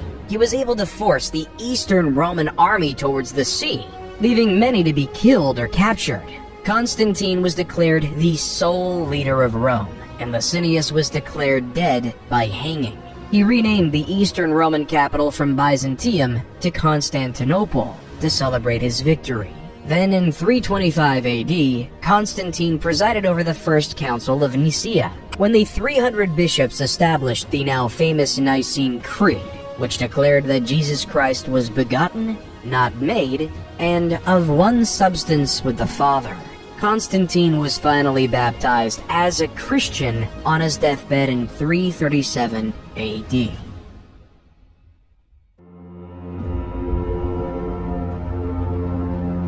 Come 370 AD, a new player was on the scenes. The Huns were a barbaric nomadic civilization who were masters of warfare. According to legends, they were taught horsemanship as early as the age of 3. Also, they would attack their own with a sword to teach them how to endure pain. These people weren't to be messed lightly with. When they crossed the Volga River in 370 on their horses and lusted for blood, the Alan civilization didn't stand much chance. 2 years later, they attacked the Ostrogoths, an eastern tribe of Germanic Goths who harassed the Roman Empire by frequently attacking their territories. By 376, the Huns had attacked the Visigoths, the western tribe of Goths, and forced them to seek sanctuary within the Roman Empire. As the Huns dominated Goth and Visigoth lands, they earned a new reputation as the new barbarians in town, and seemed unstoppable. By 395 AD, they began invading Roman domains, and some Roman Christians believed they were devils who arrived straight from hell. The reason they started invading Rome was because of the death of Theodosius the Great. His shining achievement as emperor was keeping the Goths and the Huns at bay. But on death, he decided to follow the ideas of Diocletian and split the empire up again, splitting up control between his two sons, Arcadius in the east and Honorius in the west, making Theodosius the last leader of a united Rome. With Honorius in charge, the incapable general made Western Rome an easy target to be bullied. The Visigoths, looking for a new place to live, had their eyes set on Rome. So throughout the early 410s, the Visigoths ransacked various Roman cities. Then, on August 24th, 410, the Visigoths sacked Rome, taking control of this historic city. It was the first time in nearly 800 years that a foreign army occupied the city of Rome. However, the Visigoths couldn't maintain control of Rome. Instead, they continued to ransack Roman territories until they established their kingdom in 418 in modern-day Spain. While the prospects of existence weren't so much better in Eastern Rome, the notorious Attila the Hun was gaining power, and his brutal tactics called him the Scourge of God. After a failed peace attempt in 441, Attila and his armies stormed through the Balkans and the Danubian frontier. Another peace treaty was forged in 442, but Attila attacked again in 443, killing, ransacking, and pillaging his way to the well-fortified city of Constantinople. However, due to Constantinople's high walls, Attila couldn't conquer it. Instead, Attila was able to muster another peace agreement. He would leave Constantinople alone in exchange for an annual tribute of 2,100 pounds of gold. A staggering sum. Then in 451, the Huns invaded the Gauls, allowing the once enemies of the Visigoths and the Romans to wise up and work together to fight the Huns. According to legend, the night before the imminent battle, Attila consulted sacrificed bones, and saw that thousands of his army would fall in the fight. The next day, his premonition came true. In the Battle of the Catalonian Plains, after hours of ferocious fighting, tens of thousands of soldiers lay dead, giving Attila his first and only military defeat in history. However, even after the loss, Attila and his army marched on and returned to Italy, continuously ravaging the cities. In 452, with Roman sight, he met Pope Leo I, who acted as an emissary between Attila and Rome. There's no record of what they discussed. Still, according to legend, the apparitions of St. Paul and St. Peter appeared to Attila. They threatened to kill him if he didn't negotiate with Pope Leo I. Attila decided to pull out of Italy and return to the Great Hungarian Plain, whether because of his fear of the Pope and his saintly allies, or because of his troops were stretched too thin and weakened by malaria. However, the struggle for Western Rome wasn't over. In 476 AD, the young Emperor Romulus Augustus had trouble keeping power for himself, as many Romans felt he was illegitimate. So the Eastern Roman Empire sent the Germanic general Odoacer and his mercenaries to suppress a revolt by the Roman army in the region. However, instead of supporting the Eastern Roman Empire, Odoacer saw an opportunity to seize power for himself. He turned against the Roman government and deposed the last Western Roman emperor, Romulus Augustus, effectively marking the end of the Western Roman Empire. As the steps of his victory, Odoacer was declared the King of Italy. However, Odoacer's victory was short-lived, because in 493, Theodoric the Great of the Ostrogoths, with the support of Eastern Roman Emperor Zeno, came in and created the Ostrogothic Kingdom of Italy, sending Odoacer to meet his fate. While Europe was in the crux of a dark age, India, under the Gupta Empire, was in a mathematical golden age. Great mathematicians like Brahmagupta started using zero as a placeholder, and as various solutions for mathematical equations. The astronomer Aryabhata was able to calculate the circumference of the Earth. He proved the world was round long before it was globally accepted. Aryabhata was also able to develop methods for calculating pi and square roots. However, his crowning achievement was creating the concept of an asymptote, which is a line that approaches the curve but never touches it. The Franks under Clovis I had been engaged with the Alemanni, another Germanic tribe, and tensions between the two groups were running high. In 496 AD, in the Battle of Tolbiac, Clovis I led his forces into battle against the Alemanni, with both sides eager to gain the upper hand in the ongoing struggle for power and territory. As the Alemanni began to push the Franks to defeat, in a moment of desperation, Clovis called out to the Christian god for assistance, promising to convert to Christianity if he emerged victorious. According to legend, a sudden thunderstorm appeared, and the Franks could regroup and launch a successful counterattack against the Alemanni. The battle ended in a decisive victory for the Franks, and Clovis kept his promise and converted to Christianity, officially cementing Christianity to the forefront and birthing the Frankish kingdom. While the Western Roman Empire might have fallen, in the East, the Roman Empire was changing. Many historians argue that the Eastern Roman Empire, based out of Constantinople, should be considered a part of Rome.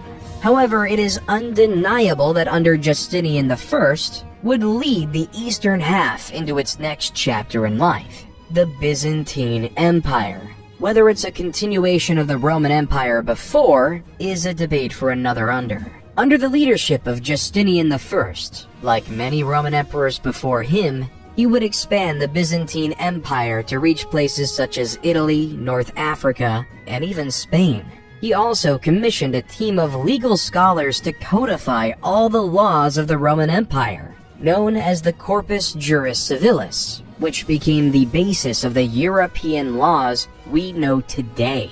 He also commissioned the world-renowned Hagia Sophia in Constantinople, where this beautiful cathedral, adorned with intricate mosaics and marble decorations, became the head of the Eastern Orthodox Church.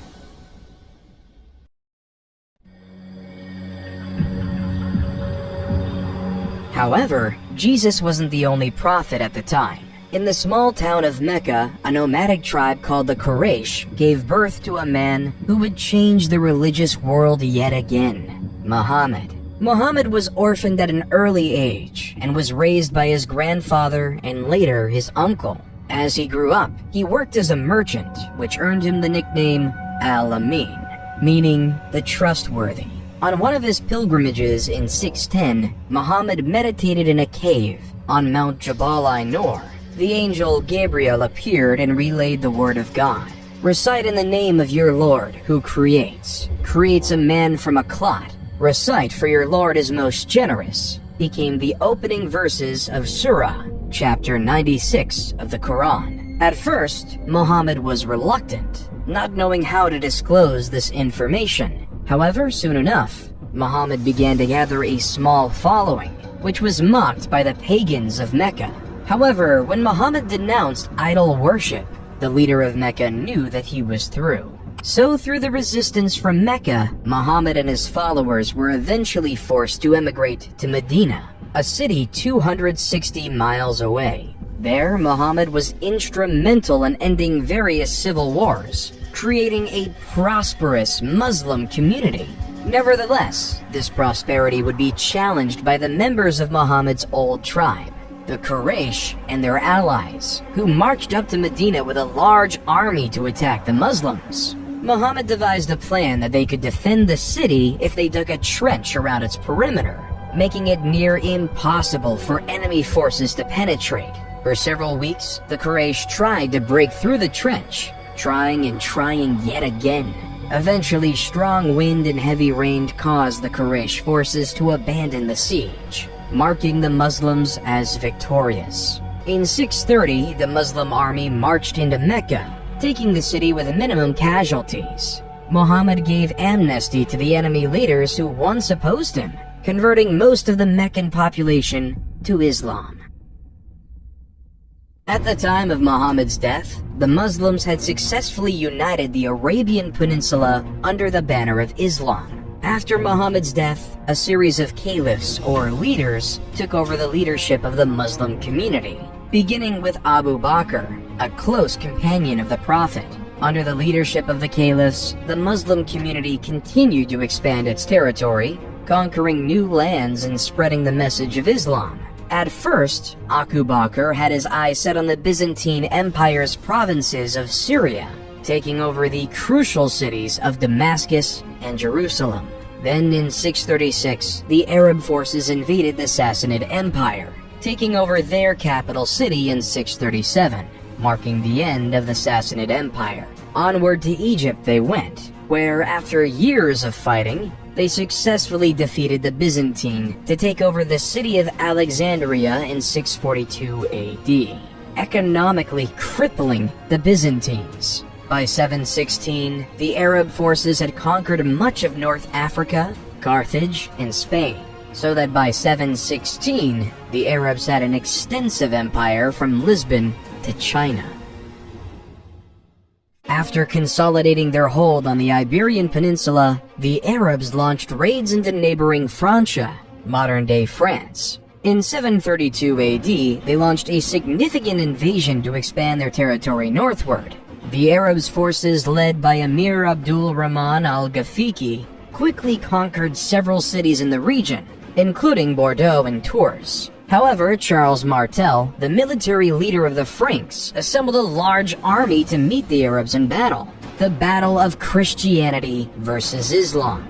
Both empires wanted to keep their own faith. The Arabs wanted to impose their religion onto the Franks. The two forces clashed near Tours on October 10th, 732 AD. The battle was fierce and lasted several days, with both sides suffering heavy casualties. In the end, though, Charles Martel and the Franks emerged victorious, and the Arab forces were forced to retreat back to Spain, ending the massive expansion of the Arabic Empire.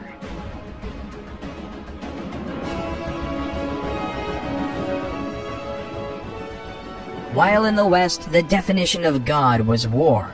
In China, during the rule of the Tang, religions like Buddhism, Taoism, and Confucianism all coexisted peacefully. A citizen was able to believe what they wanted to believe. leaving for many temples and pagodas to be built across the empire. Also, during the Tang, the height of Chinese poetry was upon us. Poets like Li Po and Du Fu created poems that later became the foundations of Chinese literature. Li Po wrote a poignant poem called Zanzan on the Qingthing Mountain, translated by Sam Hamill. The birds have vanished down the sky, now the last cloud drains away. We sit together, the mountain and me, until only the mountain remains. Charlemagne, also known as Charles the Great, became the king of the Franks in 768. Charlemagne was a skilled military leader who expanded the Frankish Empire through successful campaigns. He conquered much of Western Europe, including modern-day France, Germany, Italy, and Spain. Charlemagne was also a devout Christian and worked to spread Christianity throughout his empire. In 785, Harran was declared caliph instead of focusing on conquering like his brethren. He instead focused on the scientific growth in the new capital city of Baghdad. Harun al-Rashid wanted to create the House of Wisdom, a library and research center that attracted scholars from around the world. These scholars would come to the House of Wisdom with the desire to learn. They've translated the works of the past, as well as developing the science of algebra, chemistry, sociology, and the concept of infinity. While the Vikings had a different idea of progress. The Vikings were a group of uncivilized pagans from modern-day Scandinavia who wanted to gain material wealth. So June 8th, 793 AD marked the beginning of the Viking Age in Europe.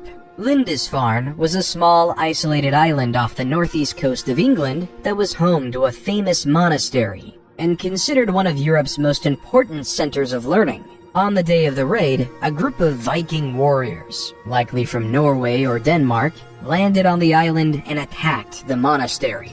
The Vikings pillaged the monastery, killing many monks and taking others as slaves. The raid was a brutal and unexpected attack on a place of great religious and cultural significance, and it sent shockwaves throughout Europe.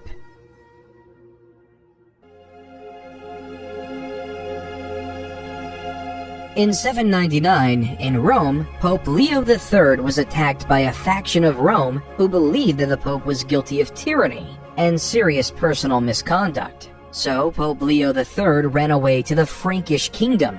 After this, Charlemagne and his Frank army provided an escort for the Pope and restored him to the papal office. But yet, the power of the papacy was being questioned, with many people wanting it to go away, which caused Charlemagne to go to Rome in late 800 to fight for his Pope.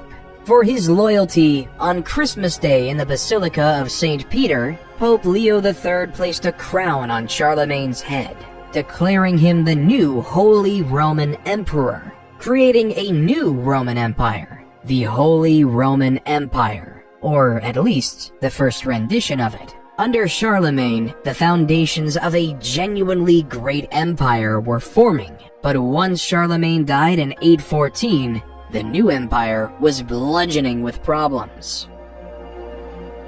His son, Louis the Pious, 788 to 840, inherited an empire filled with problems. Many of his own citizens viewed him as a strong Catholic who was well-intentioned but was incredibly weak and unable to do anything.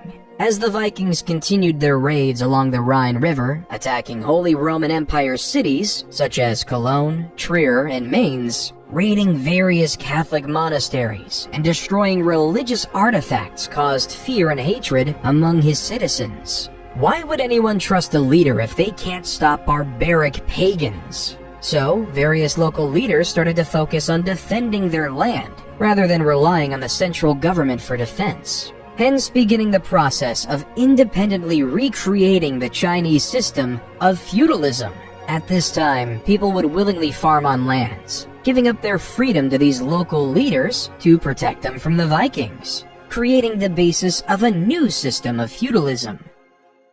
While the Holy Roman Empire might have been fighting with the Vikings and the Byzantines were fighting with the Arabs, in 820, a group of Arab raiders landed on the island of Crete. Over the next several years, Arab forces gradually gained control of the island, overcoming the resistance of the Byzantine defenders. The conquest was completed in 827, and Crete became part of the Arab Empire.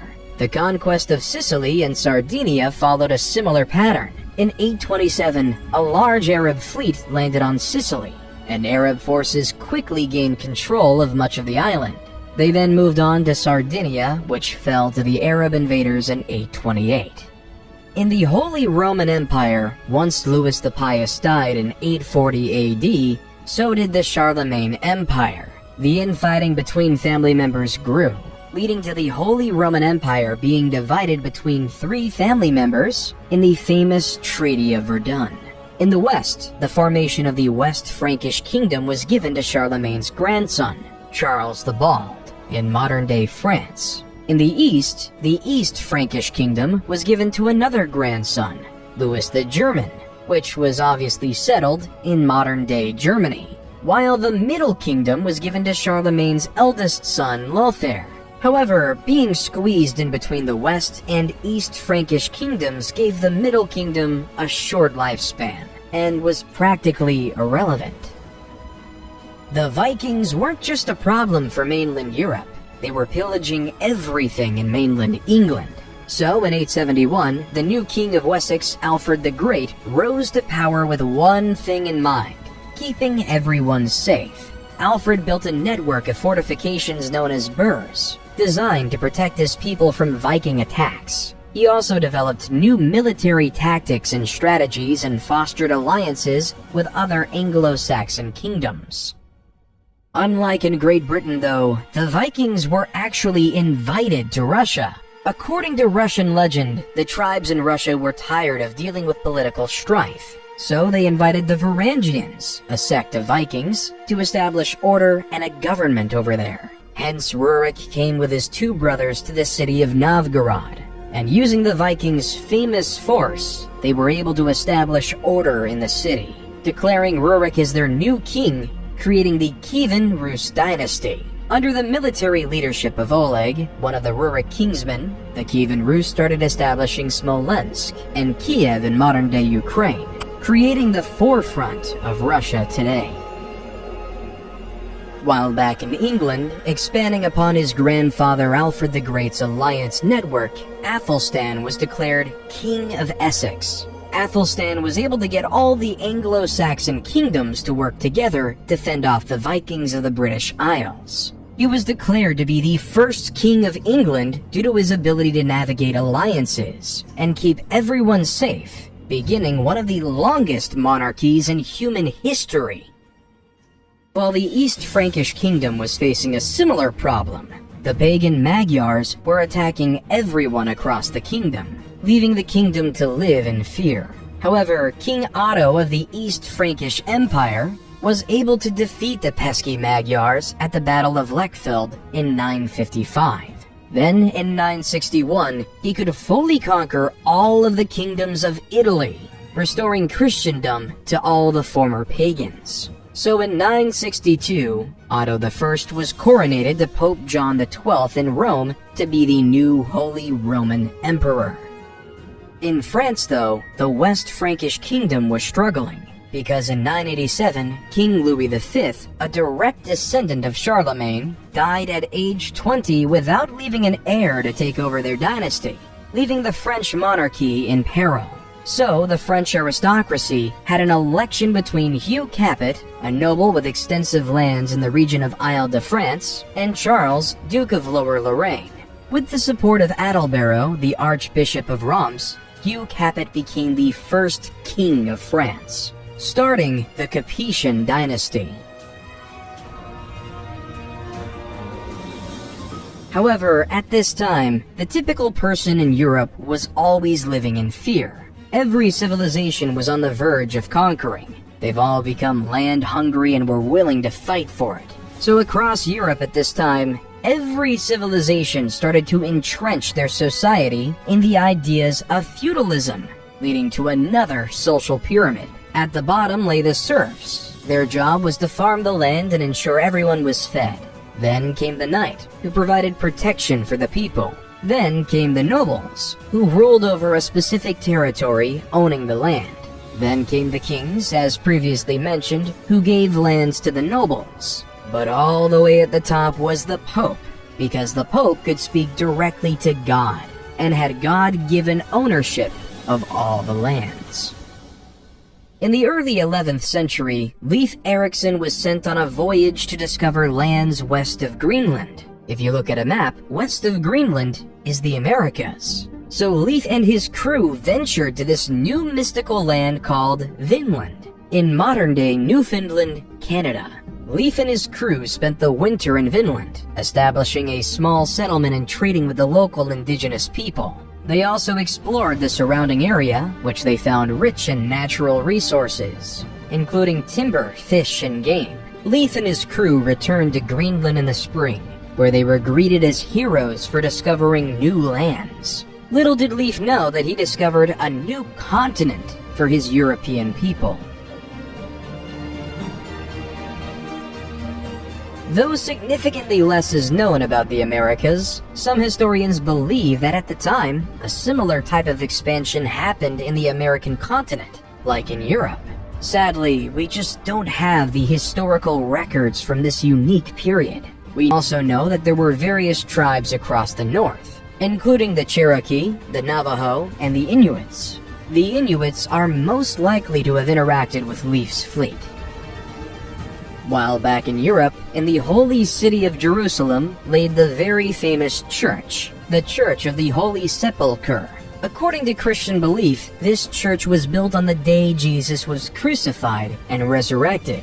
However, in 1009 AD, Arab Caliph al-Hakim ordered the destruction of this sacred holy site. All of the sacred sites were destroyed, leaving them completely annihilated. When the news reached Europe, Christians were horrified. Pope Sergius IV sent a circular letter to all churches, calling for a holy fight in the Middle East and the expulsion of Muslims from the Holy Land. But yet the Arabs of the Abbasid Caliphate would actually be expelled by another before Jerusalem. The Seljuk Turks, a Central Asian Turkic people of the Muslim faith, were beginning to grow their empire. In 1055, they took over the Abbasid Caliphate capital city of Baghdad. The Seljuk Turks initially respected the Caliph, but the Seljuks took over the city over time. In 1076, they captured Medina, followed the next year by the capturing of Mecca, the holiest city in Islam.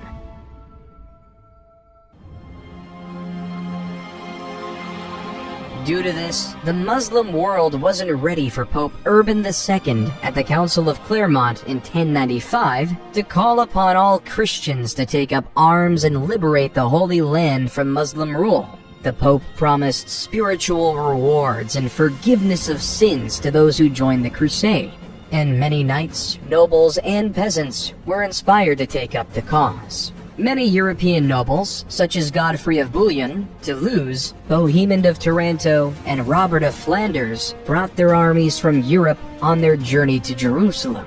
While the Christians were united, the Muslims were divided and unable to put up a strong defense against the Crusaders. Hence, the Christians took over the county of Edessa in 1098, and finally the holy city of Jerusalem in 1099. However, the crusade wasn't done. In 1144, the Muslim forces led by Turkish ruler Ahmad ad-Din Zengi launched a siege against Edessa. The city was poorly defended, and the Crusaders could not resist the Muslim forces for long. After a siege of several weeks, the city was breached, and the Muslim forces overran the city, killing or enslaving much of the population. But the Christians weren't happy with that, so in 1147, the massive armies of Europe came back with attempts to free Edessa. The Crusaders faced significant logistical challenges, including shortages of food and supplies. They were also plagued by infighting and political rivalries, which called the campaign to be in ruin after the disastrous loss of the Battle of Anab in 1149, which resulted in the capture of King Louis VII and the loss of much of the Crusader army. While the Christians and Muslims were fighting, the Hindus in the Khmer Empire, under King Suryavarman II, built a fantastic temple for the Hindu god Vishnu called the Angkor Wat. Vishnu is an important god in Hinduism, known as the preserver and protector of the universe. He has 10 incarnations, or avatars, and is often depicted as having blue skin and holding 4 objects. As you approach Angkor Wat, you are greeted by a massive moat and a grand entrance gate adorned with intricate carvings of mythological creatures and deities. The main temple rises like a towering mountain, with intricate carvings and reliefs that tell the stories of Hindu mythology and the history of the Khmer Empire. The temple's galleries are lined with stunning bas-reliefs depicting scenes of battles, ceremonies, and daily life in ancient Cambodia. At the heart of the complex is the central sanctuary, a massive pyramid-like structure surrounded by smaller temples and courtyards. The sanctuary is considered the most sacred part of the temple, adorned with intricately carved statues and images of Hindu gods and goddesses. It was an incredible feat of human ingenuity. But yet in 1187, the Muslim commander from Egypt, Saladin, became fed up with the Christian rule of Jerusalem. So he declared a holy war across the Muslim world in order to reconquer Jerusalem from the Christians. The battle occurred on a scorching hot day in the hills near the Sea of Galilee. Saladin's forces numbered around 20,000. The Crusaders had a much smaller force of around 12,000 knights, soldiers, and civilians under the aptly named king, King Guy. The battle began with skirmishes between the two sides, but soon escalated into a full-scale engagement. Saladin's forces could use their superior cavalry to encircle the Crusaders, who could not break through the Muslim lines. The heat and thirst soon took a toll on the Crusaders, who were weakened and disoriented. The Muslim forces took advantage of the situation. They launched a fierce attack, breaking through the Crusader lines and capturing many knights. King Guy and a small group of knights were able to escape the battlefield. Still, the majority of the Crusader army was destroyed. The loss of the battle was a severe blow to the Christian forces in the region, and it paved the way for Saladin's conquest of Jerusalem. But the Christians weren't going to allow that. So, guess what happened? Another crusade.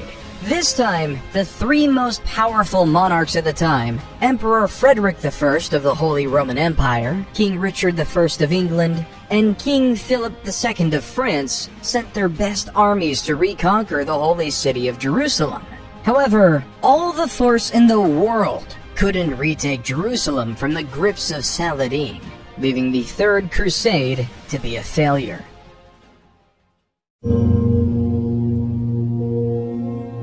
Genghis was born to a mother kidnapped by his father and forced into marriage. Legend holds that he came into this world clutching a blood clot in his right hand. Before he turned 10, his father was poisoned to death by an enemy clan. Genghis's clan then deserted him, his mother, and his 6 siblings to avoid having to feed them. However, he soon began to make friends with the other clans throughout the Mongolian mountainside. By 1206, he had united all the various tribes, uniting 1 million people. For the time, Genghis was quite progressive. He made it illegal to sell and kidnap women, banished the idea of enslavement of any Mongol, and even allowed freedom of religion. When it came to war, though, Genghis was as barbaric as the next one. His first campaign was against the Shisha kingdom in 1209. His army of mostly cavalrymen on horses quickly outnumbered and destroyed the kingdom. His next target was the Jin dynasty in China. From 1211 to 1214, the outnumbered Mongols ravaged the countryside, causing food shortages, resulting in the Jin army killing tens of thousands of their own peasants just so their elites could live. In 1214, the Mongols besieged the capital of Zhongdu, now Beijing, and burnt it to the ground.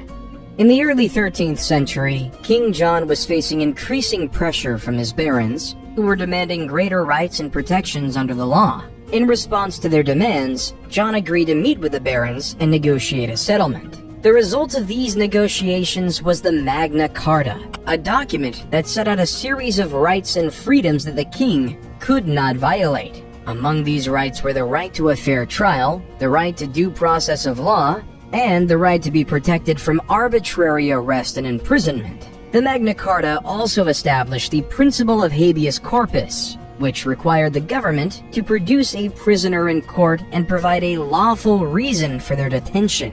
This principle has been a cornerstone of modern legal systems around the world. Then in 1217, there was another crusade, this time led by King Andrew II of Hungary and Duke Leopold VI of Austria, with the same goal in mind: to take over Jerusalem. The Crusaders successfully captured the city of Damietta in 1219, but they could not advance further into Egypt. After a series of setbacks, including capture and imprisonment of many Crusaders, the Christian forces were forced to abandon their campaign in Egypt. The Crusaders eventually agreed to a treaty with the Muslim forces, allowing them to leave Egypt unharmed, but without achieving their ultimate goal.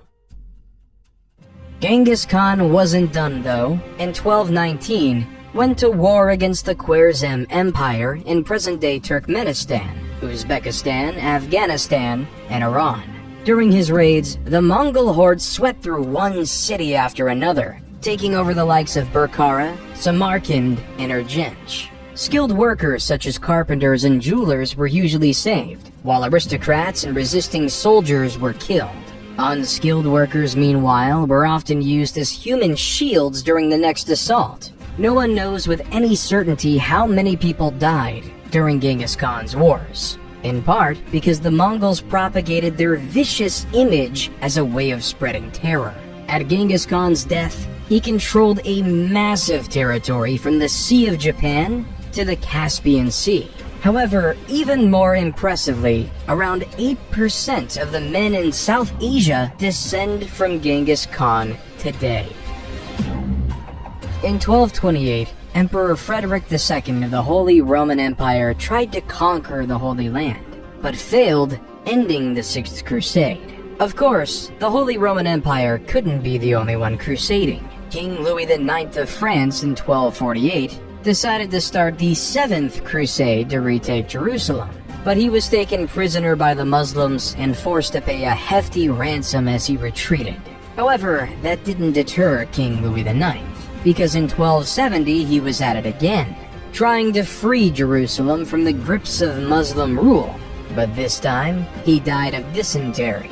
Once King Louis IX died, his troops retreated, creating the eighth and final time there was a crusade. In England, though, in 1295, England was making a diplomatic headway.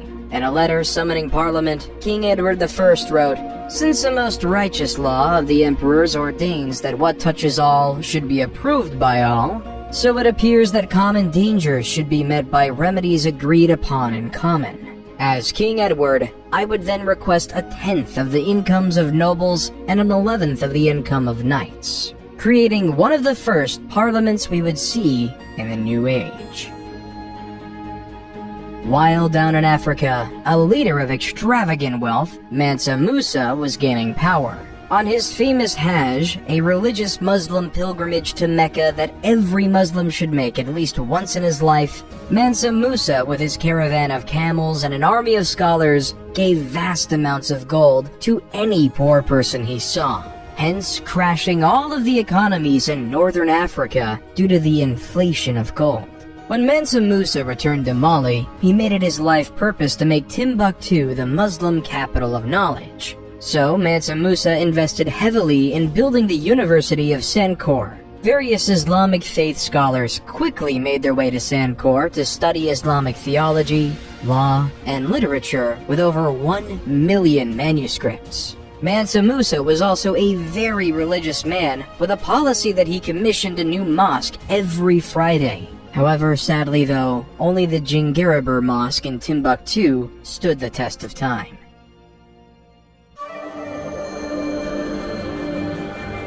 In the Americas though, another built on riches was being created. As Aztec legend has it, the god Huitzilopochtli directed them to build where they saw an eagle perched on a cactus, eating a snake. When they saw this exact scene on an island located in what was once Lake Texcoco, they interpreted it as a sign from their god, and founded Tenochtitlan on that island. As time passed, Tenochtitlan started to build impressive temples such as the Great Temple. The Great Temple comprised of two main structures, dedicated to the gods Huitzilopochtli and Tlaloc. The city itself was most fascinating. It was designed with a complex system of canals and causeways to help control flooding and facilitate transport across the city, while they started to farm on floating gardens known as chinampas on the shallow waters of Lake Texcoco, which were used to grow crops such as maize, beans, and squash. As Mali and the Aztecs were building their cities, England and France were in war for 100 years. The origins of the conflict lay with the status of the Duchy of Guyenne. In basic capitalistic terms, this was owned by the British Crown. However, the land itself was in France. The second reason was that the last direct descendant of Charlemagne, King Charles IV, died in 1328. So the next closest relative was Edward III, the King of England. So King Edward III claimed the rule of France in 1337, which was not liked by the French people. As the petty, erratic 100 Years' War raged on, the people of the world had to face a pandemic like no other, the bubonic plague. As the Italian poet Giovanni Boccaccio wrote, at the beginning of the malady, certain swellings, either on the groin or under the armpits, waxed to the bigness of a common apple, others to the size of an egg, some more and some less, and these the vulgar named plague boils. Historians believe this pandemic was spread by rats traveling through ships across Europe and merchants throughout the Silk Road. No matter how this plague was produced, around 75 to 200 million people died. With the death of so many people, especially the poor, landowners and nobles were required to allow farmers to keep more of the product they farmed, leading to more workers' rights. In China, though, a group of rebels known as the Red Turbans revolted against the Mongol rulers of China. The Red Turbans were led by a man named Zhu Yanzhong, born into a poor peasant family. Zhu built a strong following among the rebel forces, and eventually emerged as their leader. In 1368, Zhu declared himself emperor and established the Ming dynasty, marking the beginning of a new era in Chinese history.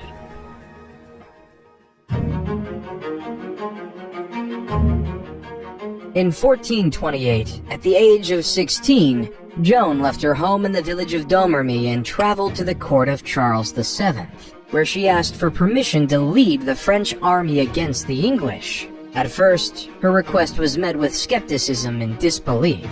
Still, Joan persisted and eventually won the support of the French commanders. Joan's first major military victory came in the Siege of Orleans in 1429. She led the French troops in a series of daring attacks on the English forces, and she broke the siege and liberated the city. This victory boosted French morale and helped to turn the tide of the war in their favor.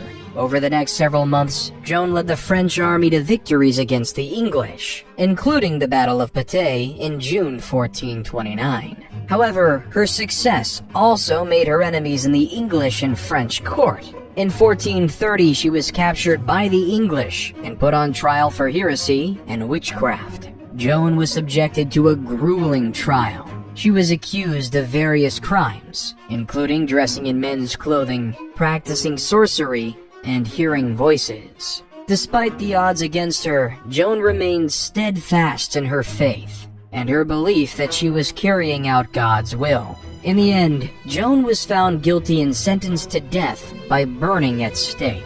She was executed on May 30th, 1431 at 19. Then, 20 years later, in the Battle of Castilian, Charles VII of France led a French army which defeated the English army, effectively ending English territorial claims in France. While back in the great city of Constantinople, the Byzantine Empire was declining, weakened by years of war, political instability, and economic turmoil. In contrast, the Ottoman Empire, led by Sultan Mehmed II, was on the rise, and the Sultan saw an opportunity to expand his empire and gain control of the strategic city of Constantinople. By 1453, Mehmed II led an army of 80,000 soldiers, including elite Janissary troops and a powerful artillery force, to besiege Constantinople. The Byzantine defenders, led by Emperor Constantine XI, were vastly outnumbered and outgunned. They faced a seemingly impossible task to hold off the Ottoman assault. The Ottomans bombarded the city with artillery for nearly 2 months, causing extensive damage to the walls and fortifications. The Byzantine defenders, meanwhile, struggled to maintain morale and keep their troops fed and supplied. Then, on the fateful day, May 29, 1453, the Ottomans launched a massive assault on the city. Climbing up, covered by siege towers, they were able to breach the walls and gain access to the city. Despite putting up a valiant defense, the Byzantine defenders were overwhelmed, and the Ottomans were able to storm the city and capture the capital, causing the great Byzantine Empire to fall.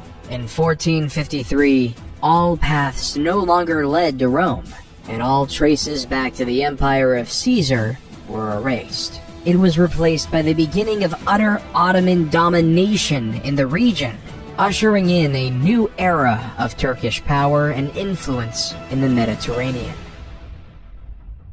While the Byzantines might have been falling, the Russians were finally gaining their independence. At the time, the Mongol Empire was ruling over Russia, demanding that various Russian towns pay tribute or face the wrath of the Mongols. However, in 1472, Ivan the Great refused to pay such tribute. Over the next several years, he built up his military strength and was able to drive out the Mongol garrisons from various cities and towns throughout Russia. In 1480, the Mongols demanded that Ivan pay tribute or face military action, but after a tense standoff, they finally retreated. Ivan's victory was the beginning of a free Russia and the decline of the Mongolian Empire. Then in 1492, as Christopher Columbus sailed the ocean blue, the Europeans discovered the New World. Set initially on finding a path to India, instead he landed on an island in the Bahamas, which he aptly named San Salvador. When he and his crew set up camp, he met the Lucayans, skilled fishermen and farmers, who welcomed him and his crew and provided them with food and supplies.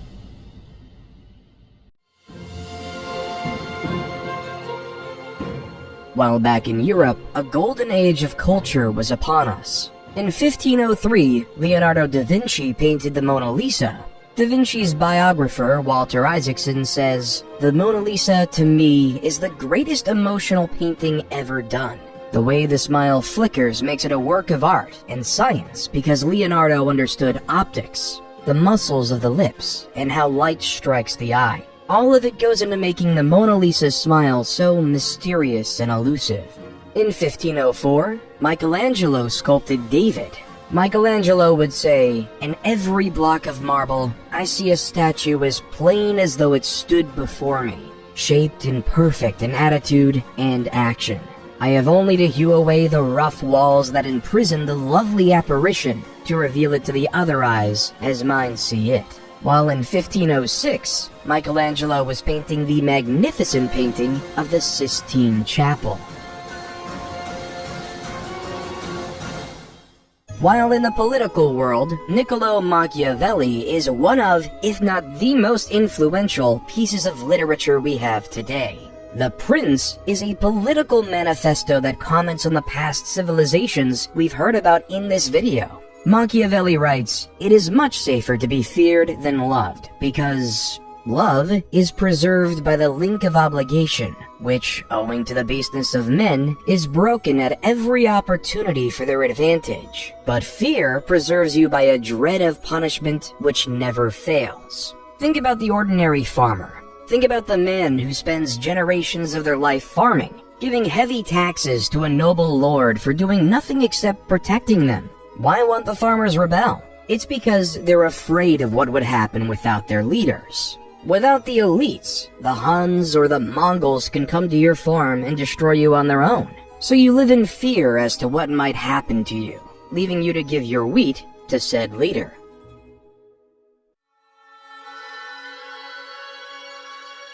Martin Luther, though, didn't just report on the basics of human nature.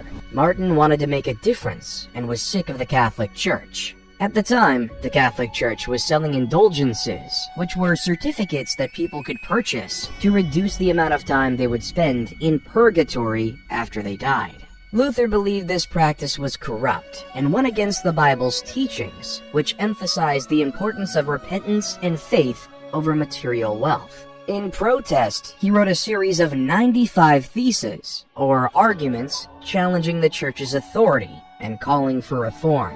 On October 31st, 1517, Luther nailed his 95 theses to the door of the castle church in Wittenberg, which was a common way of announcing a public debate or discussion.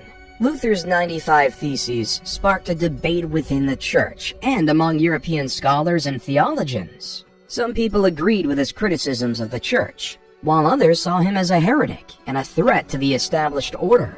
The beginning of Protestantism was upon us.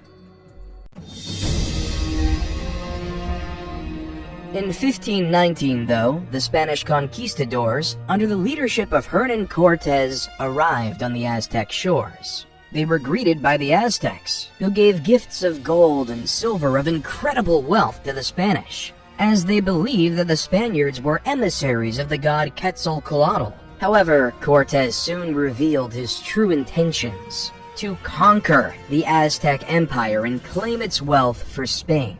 Over several years, Cortés and his forces engaged in a series of battles with the Aztecs, marked by intense violence and brutality.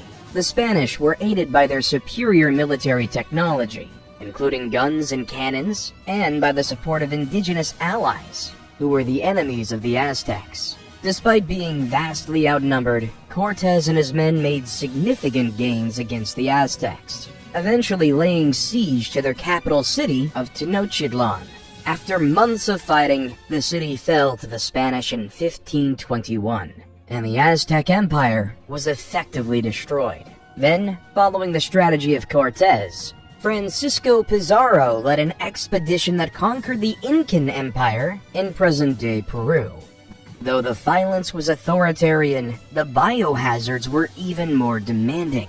The Europeans, due to having survived illnesses such as the bubonic plague and smallpox, developed immunity to many of these diseases that they've, one way or another, spread to the native people, essentially over time, killing them off.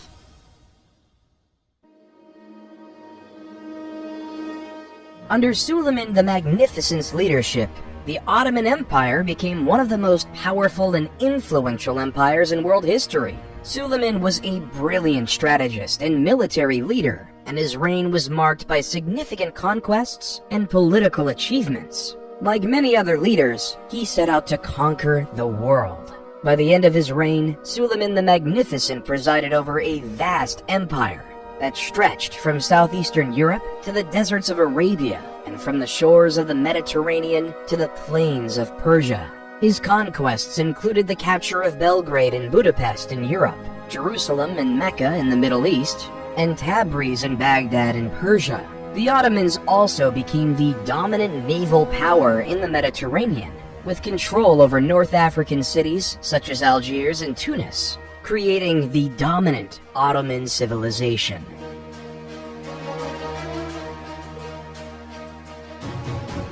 But yet, all things fall when one is in love, and the murder-happy King Henry had fallen in love with Anne Boleyn and was desperate to marry her.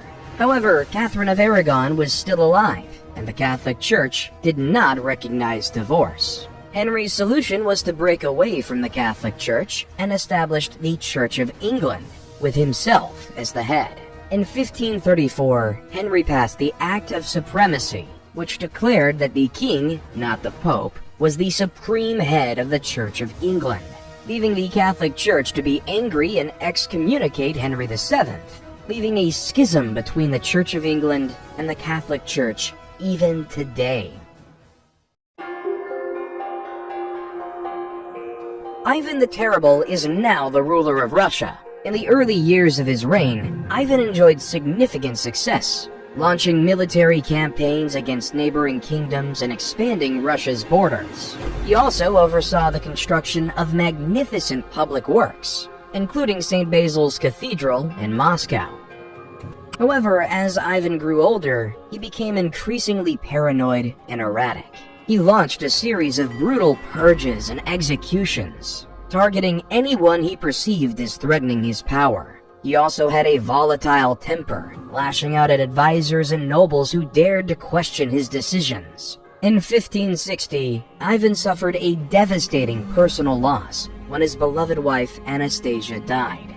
This event seems to have triggered a significant psychological breakdown, and Ivan became increasingly unstable and violent. He launched a series of bloody campaigns against his own people, including the notorious Oprichnina, a campaign of terror and repression that killed thousands of Russians and destroyed countless homes and families, truly deserving of the name Terrible. While Russia was going through that, England was on the rise with the start of the English Renaissance under the leadership of Queen Elizabeth I. Elizabethan playwrights dominated the scene, creating written words that were poetic in language and poignant in meaning. They've even written plays about people we've already talked about. William Shakespeare wrote many plays, including Histories, Julius Caesar, which was about the assassination of Julius Caesar, King John, which was about the 100 Years' War, and Henry VII was a play about showing human needs to gain power. Other notable playwrights who filled the scene were Christopher Marlowe, Ben Jonson, and John Webster.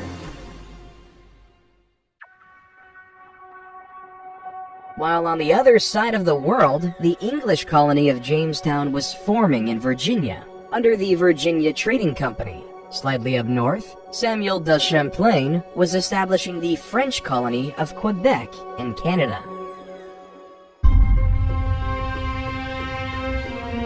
While back in the Old World, they were having a new era of fighting, the 30 Years' War. This time, it was between the Protestants and the Catholics. It began in 1618 when the Holy Roman Emperor attempted to impose Catholicism on the Protestant population of Bohemia. The Bohemians rebelled, and soon the conflict spread throughout the region. Over the next 30 years, armies marched and countermarched across Europe, leaving a trail of destruction and devastation. The war was characterized by brutal sieges, bloody battles, and atrocities committed by both sides. At its height, the war involved most of the major powers of Europe, including France, Spain, Sweden, and the Holy Roman Empire. It was fought along religious, political, and economic lines, with each side vying for dominance and control. The war finally ended in 1648 with the signing of the Peace of Westphalia. The treaty recognized the Dutch Republic's independence, established the individual state's sovereignty within the Holy Roman Empire, and ended the religious conflicts that fueled the war.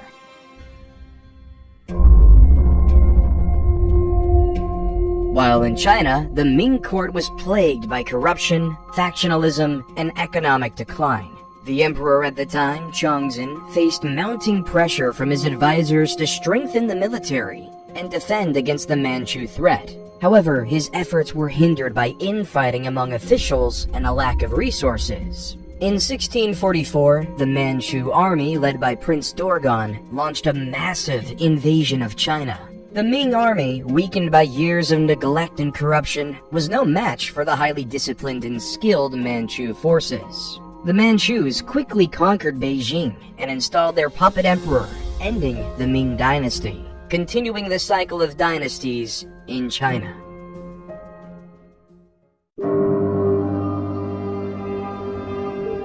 While in Spain, King Charles II died without having any heirs, creating a real political crisis of who should be the leader.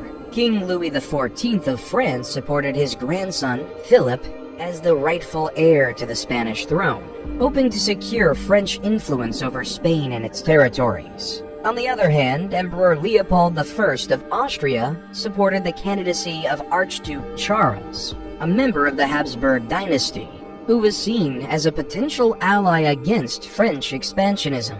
The conflict soon escalated into a major war, with many European powers taking sides and forming alliances. The principal belligerents were France and Spain against a coalition of Austria, Great Britain, the Dutch Republic, Portugal, and several other minor powers. The war ended with the Treaty of Utrecht in 1713, which recognized Philip as King of Spain, but required him to renounce any claims to the French throne and cede some territories to Great Britain and Austria. The Treaty of Rastatt, signed the following year, officially ended the war. In 1707, the Acts of the Union were passed by the Parliaments of England and Scotland, which united the two kingdoms into a single political entity known as Great Britain, hence creating the legal foothold that is Great Britain. However, Scotland took a disliking to this. There were protests and uprisings in the years following the Union, including the Jacobite risings of 1715 and 1745. Which aimed to restore the Scottish monarchy and independence.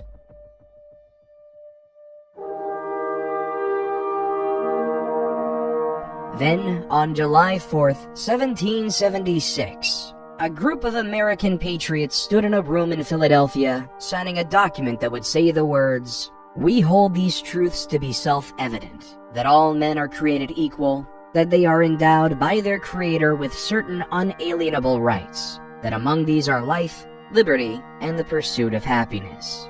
War in the Americas was on.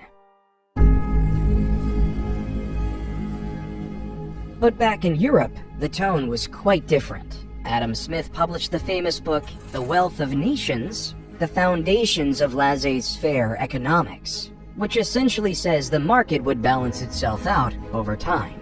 In Austria, Mozart was performing his magnum opus, the Hafner Serenade. Mozart's Hafner Serenade is a charming and elegant work featuring courtly dance music and light lyrical melodies. Its graceful melodies, subtle harmonies, and elegant instrumental writing characterize it.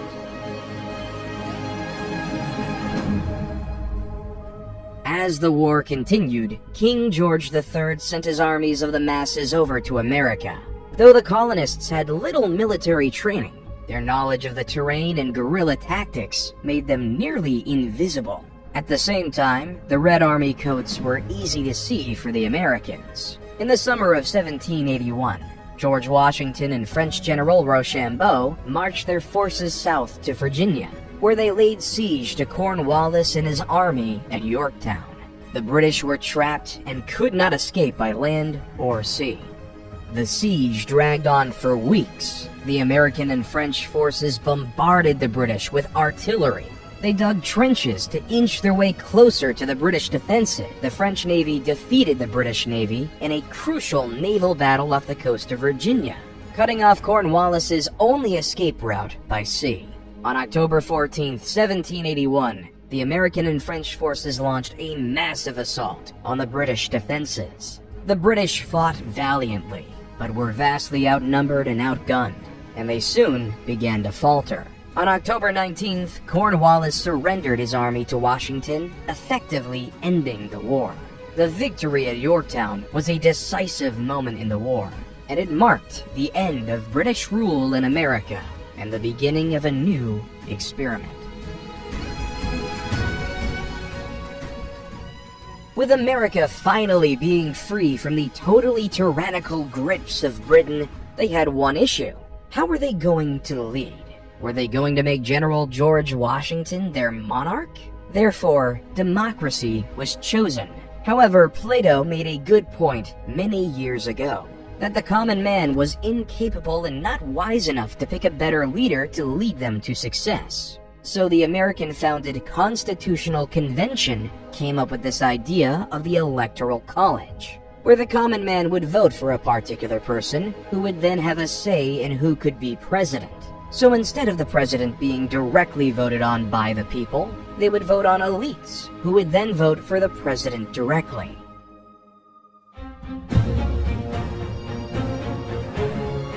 The French then noticed how well the American Revolution went. At the time, the French were ruled by King Louis XVI and his wife, Queen Marie Antoinette.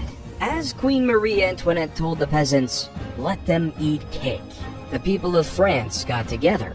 They decided they wanted more say in how the country was run, and they formed a group called the National Assembly and started making new laws to give them more rights.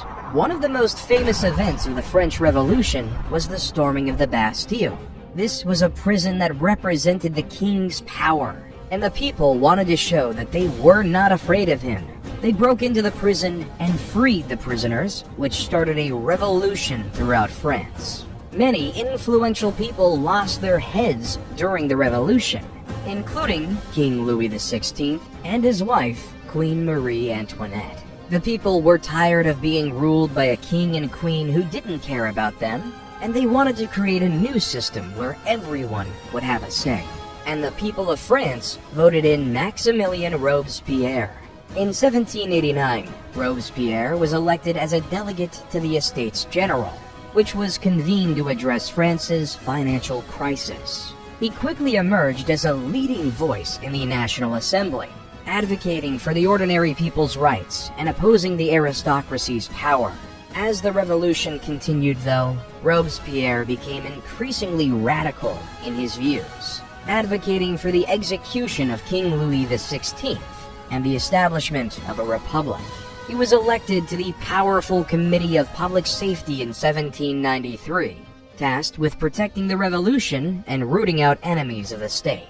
Under Robespierre's leadership, the committee launched a period of intense repression known as the Reign of Terror.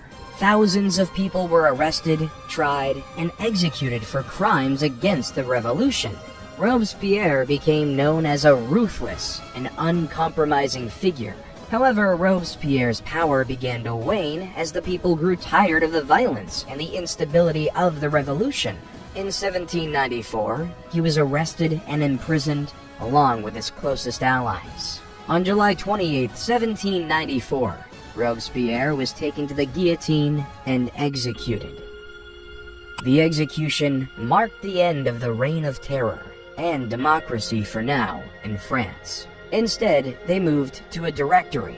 A directory is a government led by a 5-member executive council, known as the Directory, which was chosen by the Council of Elders. This legislative body was also part of the new government. The Directory was meant to serve as a moderating force, balancing the interests of the various factions that had emerged during the revolution. However, the Directory concept wasn't successful as well, so General Napoleon Bonaparte decided to overthrow the government and begin his conquests to take over the world. So off Napoleon went to conquer much of Europe. In 1805, Napoleon defeated a combined Austro-Russian army at the Battle of Austerlitz, solidifying his position as one of Europe's most powerful leaders. He then conquered much of the continent, including Spain, Portugal, and the Netherlands. In 1812, Napoleon invaded Russia with a massive army. Still, the campaign proved disastrous, and his forces were decimated by the harsh Russian winter. The defeat marked the beginning of Napoleon's downfall. In 1814, the European powers allied against Napoleon and invaded France, forcing him to abdicate his throne and go into exile on the island of Elba. However, he returned to France in 1815 in what became known as the 100 Days, and briefly regained power before being defeated by the British and Prussian armies at the Battle of Waterloo.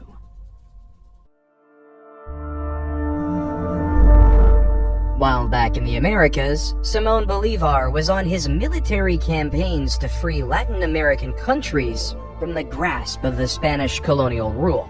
Bolívar began his military campaigns in Venezuela in 1810. where he led a successful uprising against the Spanish colonial authorities. He then moved on to Colombia, where he won a series of important victories against the Spanish, including the Battle of Boyaca in 1890, which secured the independence of Colombia. Bolivar then turned his attention to Ecuador and Peru, where he won a series of decisive battles that helped secure both countries' independence. He captured the city of Lima in 1824, effectively ending Spanish control of Peru. Bolivar's final military campaign was in Bolivia, where he led the fight for independence against the Spanish in 1825. Bolivia was named in honor of Bolivar, who played a critical role in its liberation.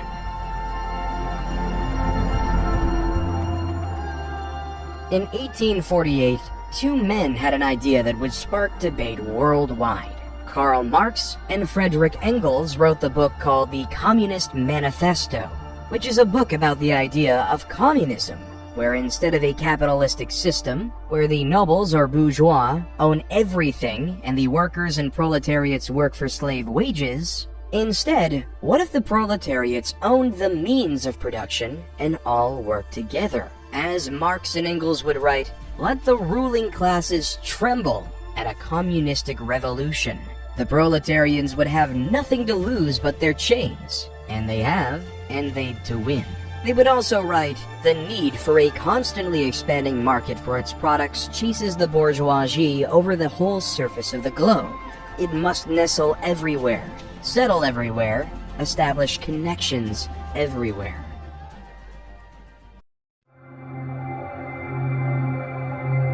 Right after the writing of the Communist Manifesto began a period in Europe known as the Scramble for Africa.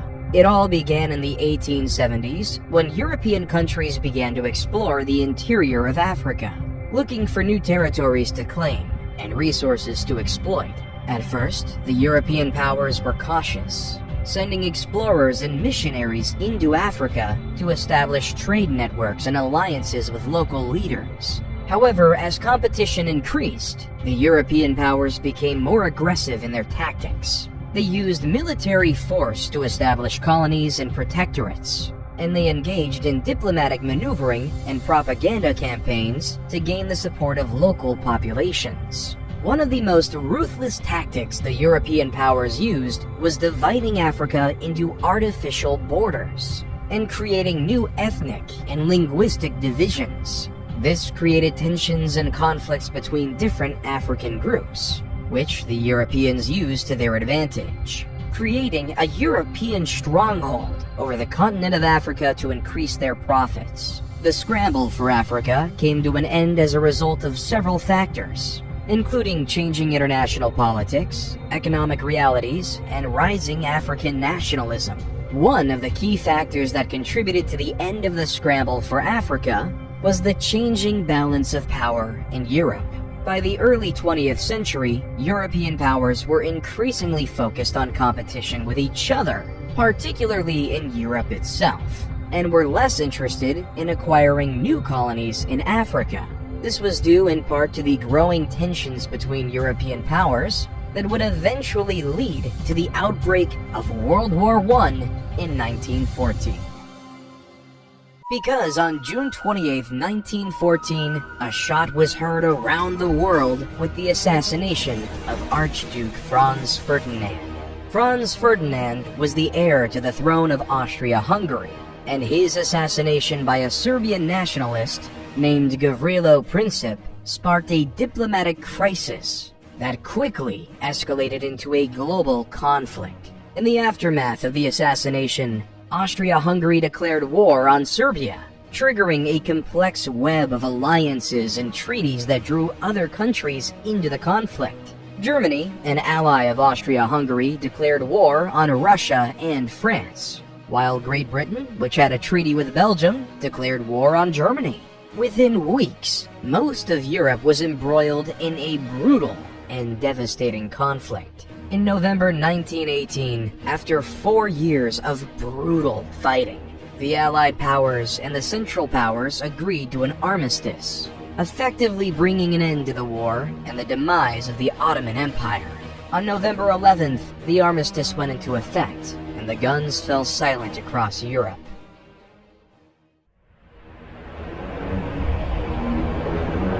World War II.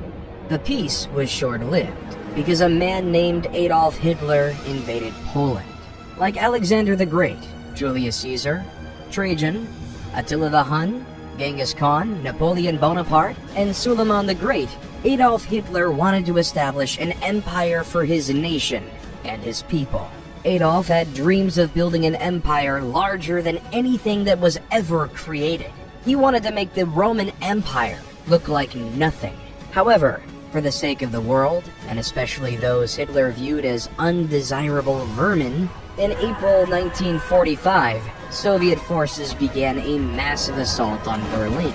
After weeks of intense fighting, the city fell on May 2nd, and German forces surrendered. Meanwhile, Allied forces were closing in from the west, and on May 7th, Germany signed an unconditional surrender, officially ending the war in Europe.